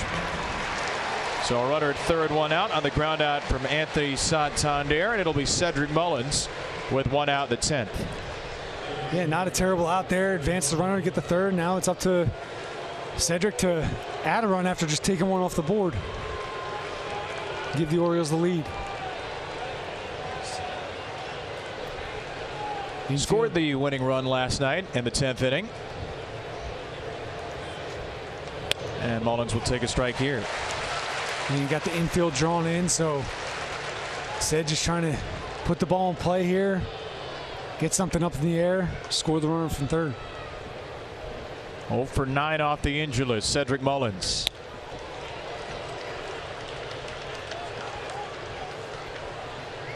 Well, for the first time this series, it appears we're going to see Shintaro Fujinami. He is in line for the home 10th. 2 balls and a strike to Cedric Mullins, who did not start this game. Came on for defensive purposes for Ryan O'Hearn in the 6th once the Orioles tied it. And has a chance to give them the lead. And he will give them the lead. If that one stays fair, it's down the line, and it is foul. Oh, gosh. He saved a home run in the 9th, and he very nearly hit one in the 10th. Yeah, got it. Good hitters count. Well, Brandon Hyde is out of the dugout, and Brandon's going to say play on. Man, just foul. Ced crushed that one, too. Got to pitch the hit and didn't miss it. Not by far.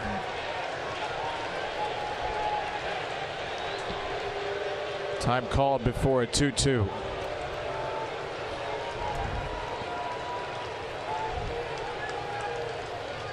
Well, they brought him in for defense, and that decision paid off. Can he deliver with the bat? Inside 3-2. Really good take right there. A lot of times hitters will hit a ball foul like that and they're jumping out of their shoes at the pitch, and that was a borderline ball. But Ced recognized it, got itself full. Mountcastle waiting, Henderson at 3rd. And Mullins drives this one into right field. That's a fair ball. That is deep. That is out of here. Cedric Mullins robs a home run. Cedric Mullins hits a home run. And the Orioles are back in front. Are you kidding me?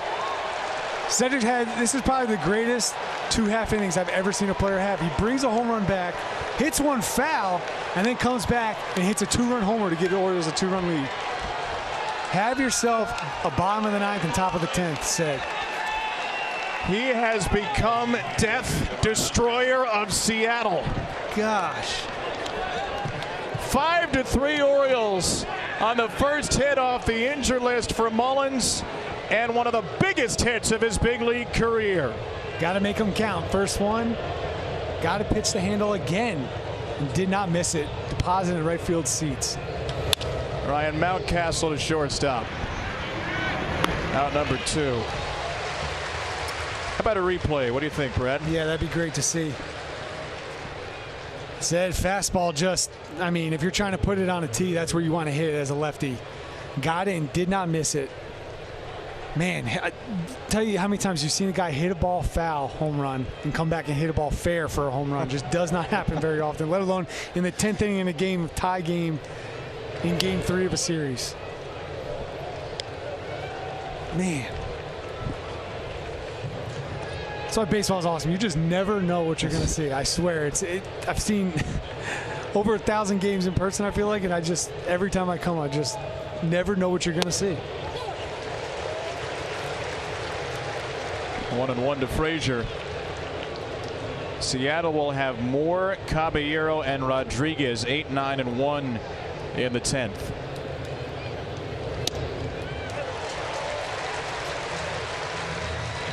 Absolutely insane. You wonder how much value that Rob and the home run has on his WAR, on his fielding, like all the metric system, the metrics that they have and all that stuff. I'm just curious how much his numbers jumped based off of just 2 plays, 2 pitches. Basically save the game and then put them up by 2 if they can hold on here, this 2-run lead.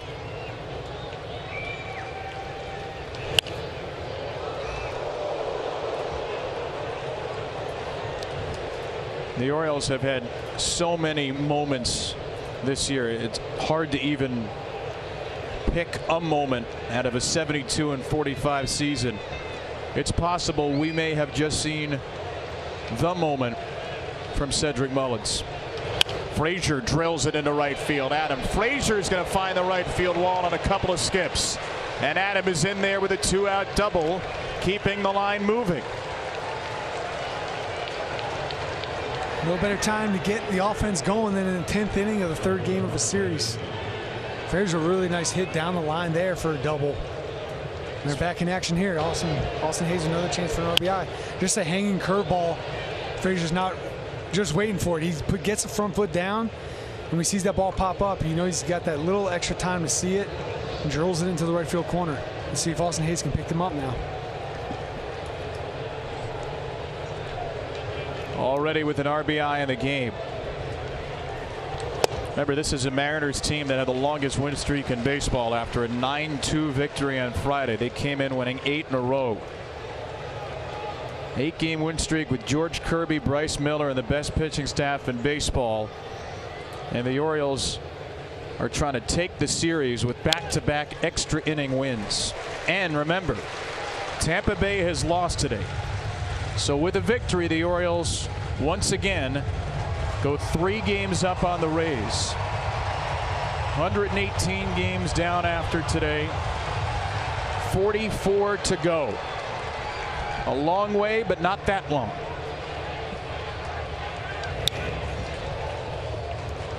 Austin ready for that fastball again. 2 off-speed pitches to get to 0-2 and firing again, fouled it straight back. Would be shocked if you didn't see another breaking ball here. Probably try to get him a chase.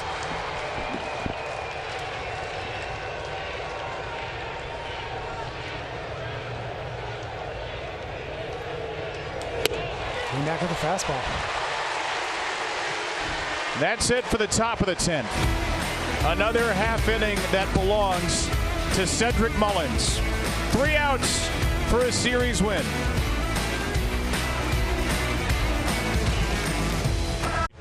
With a 2-run home run here in the 10th inning, after robbing a home run in the 9th inning, and after Felix Bautista threw 2 innings and 28 pitches yesterday, it is a bullpen by committee afternoon. Mike Baumann couldn't pick up his first career big league save. He was 1 out away, and now Shintaro Fujinami on 3 days rest will try to record his first major league save. Yeah, Fuji's 44th game of the year. 8.13 ERA, 58 and 2/3 innings pitched. But out here for the O's in a big spot. Trying to lock down the win in Seattle. 2-run lead. Runner's going to be at second base to start the inning. Nick Vespi threw 3 pitches and got a ground out to end the 9th inning. There's the arsenal for Fujinami, but since moving to the bullpen a couple of months ago, it's been basically just fastball splitter. Fujinami with the Orioles, 9 games, 5.79 ERA, and he faces Dylan Moore with Sam Haggerty, the runner, at second. It'll be Moore. Looks like Mike Ford's going to pinch hit, and then Julio Rodriguez. So with the automatic runner at second, the Mariners start the inning with a tying run at the plate.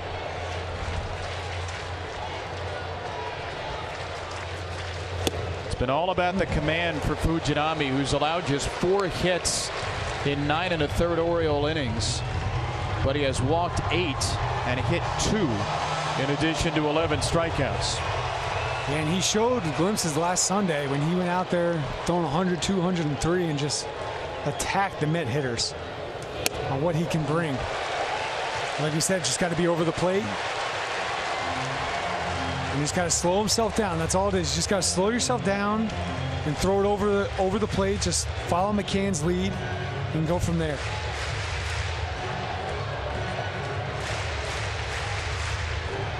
Well, the last 2 outings have been the 2 versions of Fujinami. Wednesday against Houston, came into the game in the 8th inning, got 2 outs, then walked the next 3 batters, threw 28 pitches, 14 strikes, 14 balls. That Sunday against the Mets, faced 3 hitters, struck out 2, 9 pitches, 9 strikes. And a strike here. He was super impressive last Sunday. And you got a fastball 101, and he ran it, like we said, ran it up to 103 last weekend. You just got to have confidence in it. That's really all it is. Just slow yourself down, especially in a big spot like this. You just got to slow it down. Just throw to the target. There you go. 3-2 for Dylan Moore, who is 0 for 3 today, 1 for 7 in the series. Does have some real pop. 231, but a 569 slugging coming in. 11 of 15 hits for extra bases. 3-2. And Moore strikes out. 3 straight heaters from Fujinami after falling behind 3-0, and he gets the first out in the 10th. Yeah, that was beautiful. Last 3 pitches just challenging him. Right down the middle. Here's 100. See if you can hit it. And those, I mean, the difference between the first 3 pitches and the last 3 are just night and day. First 3, just a little hesitant. James goes out there for a little mound visit, and 3 straight fastballs right after that for a strikeout. 1 out. The pinch hitter is Mike Ford. And Fujinami hits the backstop. Doesn't matter a ton in terms of the runner with a 2-run lead, but it will go down as a wild pitch in ball 1. Yeah, it looks like the splitter got away from him there. Tough one to catch when you're expecting it to be in your chest protector and it goes above your face mask or where your glove's at for James. So, but like you said, runner doesn't really mean a whole ton. It's all about the hitters from this point on. 2-run lead. 11 of Mike Ford's 30 hits for homers, including 1 off Felix Bautista back in Baltimore in June. And Ford with a fly ball into short left here. Austin Hayes is there, and that's out number 2. Wow, no tag at third. Guess with a 5-3 lead, yeah, doesn't matter too much. You might as well not run yourself into anything nutty. And now it's going to be up to Julio Rodriguez with 2 outs here in the 10th inning for Shintaro Fujinami. And tell you what a fitting end to this series here, having their best 2 hitters up. Fuji on the mound, up by 2 in the 9th, or the 10th. We're now in the 10th. Just an unbelievable series to this point. First pitch. Foul tip on the cutter for strike 1. Yeah, good first pitch right there with the all-speed.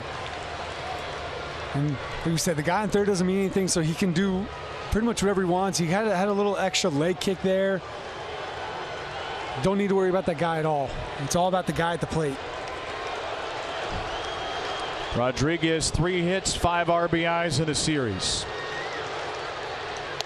Outside 1-1. Yeah, a little extra on that one, but I like seeing that aggressiveness right there with that fastball. Even though he missed off the plate, you can tell he had a little bit extra on and real confident with that pitch.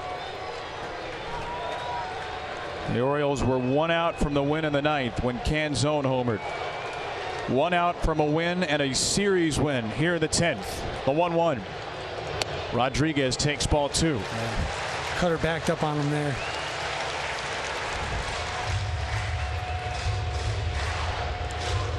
A game where the Orioles have used 5 of their 7 relievers. Felix Bautista unavailable and not among them. Can they survive without him?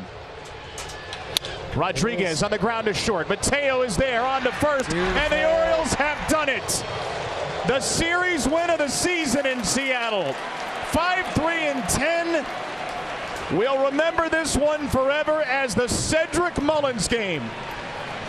Wow.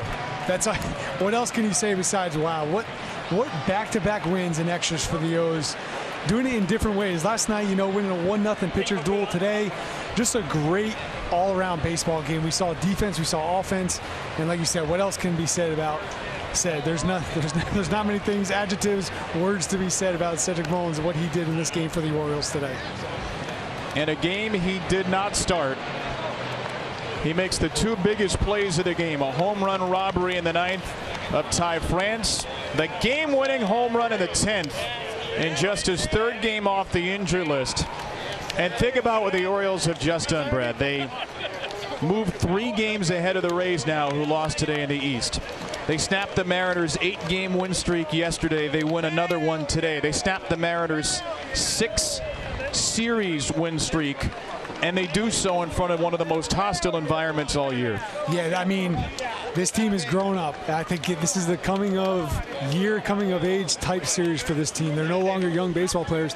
They've been doing it for 5 months now, and like you said, to go all the way to the West Coast to a crowd like it was this weekend, just incredible. Incredible series win for the O's. First time the Mariners have lost back-to-back games to the same team since July 18th and 19th. The Orioles win the series. It was all Cedric Mullins in the 9th and the 10th. He's with Mel. It was. Cedric, we get to play a very real scenario with you right now. What's more fun, robbing home runs or hitting them? Because you just did both. Yeah, when you hit a home run to put us up by 2 in extras, that's a special moment for sure. Take me through these last 2 games for you guys. I mean, these have been incredible. You continue to be one of the best in one-run games. What is going on in the dugout and then back out on that field? Yeah, I'd say just the intense focus that we have out there. On top of the fact that our staff in the pen is coming in and shutting stuff down. Just continuing to play hard and getting results. You mentioned that. You and Jorge Mateo both come into this game a little later, and you pick up right where you left off. What does it take to be that consistent and to be a game changer? Yeah, just continuing to be prepared. Even in the 3rd inning, I was starting to get stretched out, starting to take some swings in the cage. just getting ready to make a difference. All right, well, that guy just gave you a hug. Felix Bautista gets the night off. Shintaro Fujinami, another new Oriole. What does it mean to you guys knowing that if he can't come out, you've still got those big dogs out in the pen? Yeah, Fuji, obviously got down 3-0 pretty early. Mac went out there, settled him down, and he settled right in and was able to shut it down for us. Well, you keep the best record in the American League, 36th comeback win. That is the best in Major League Baseball. Go celebrate this one. Will do. Appreciate it. Absolutely. We've got a happy flight coming up for the Orioles as the West Coast swing continues. Another comeback win. You'll hear from manager Brandon Hyde. We'll take another look back at this one on O's Extra Postgame presented by PNC.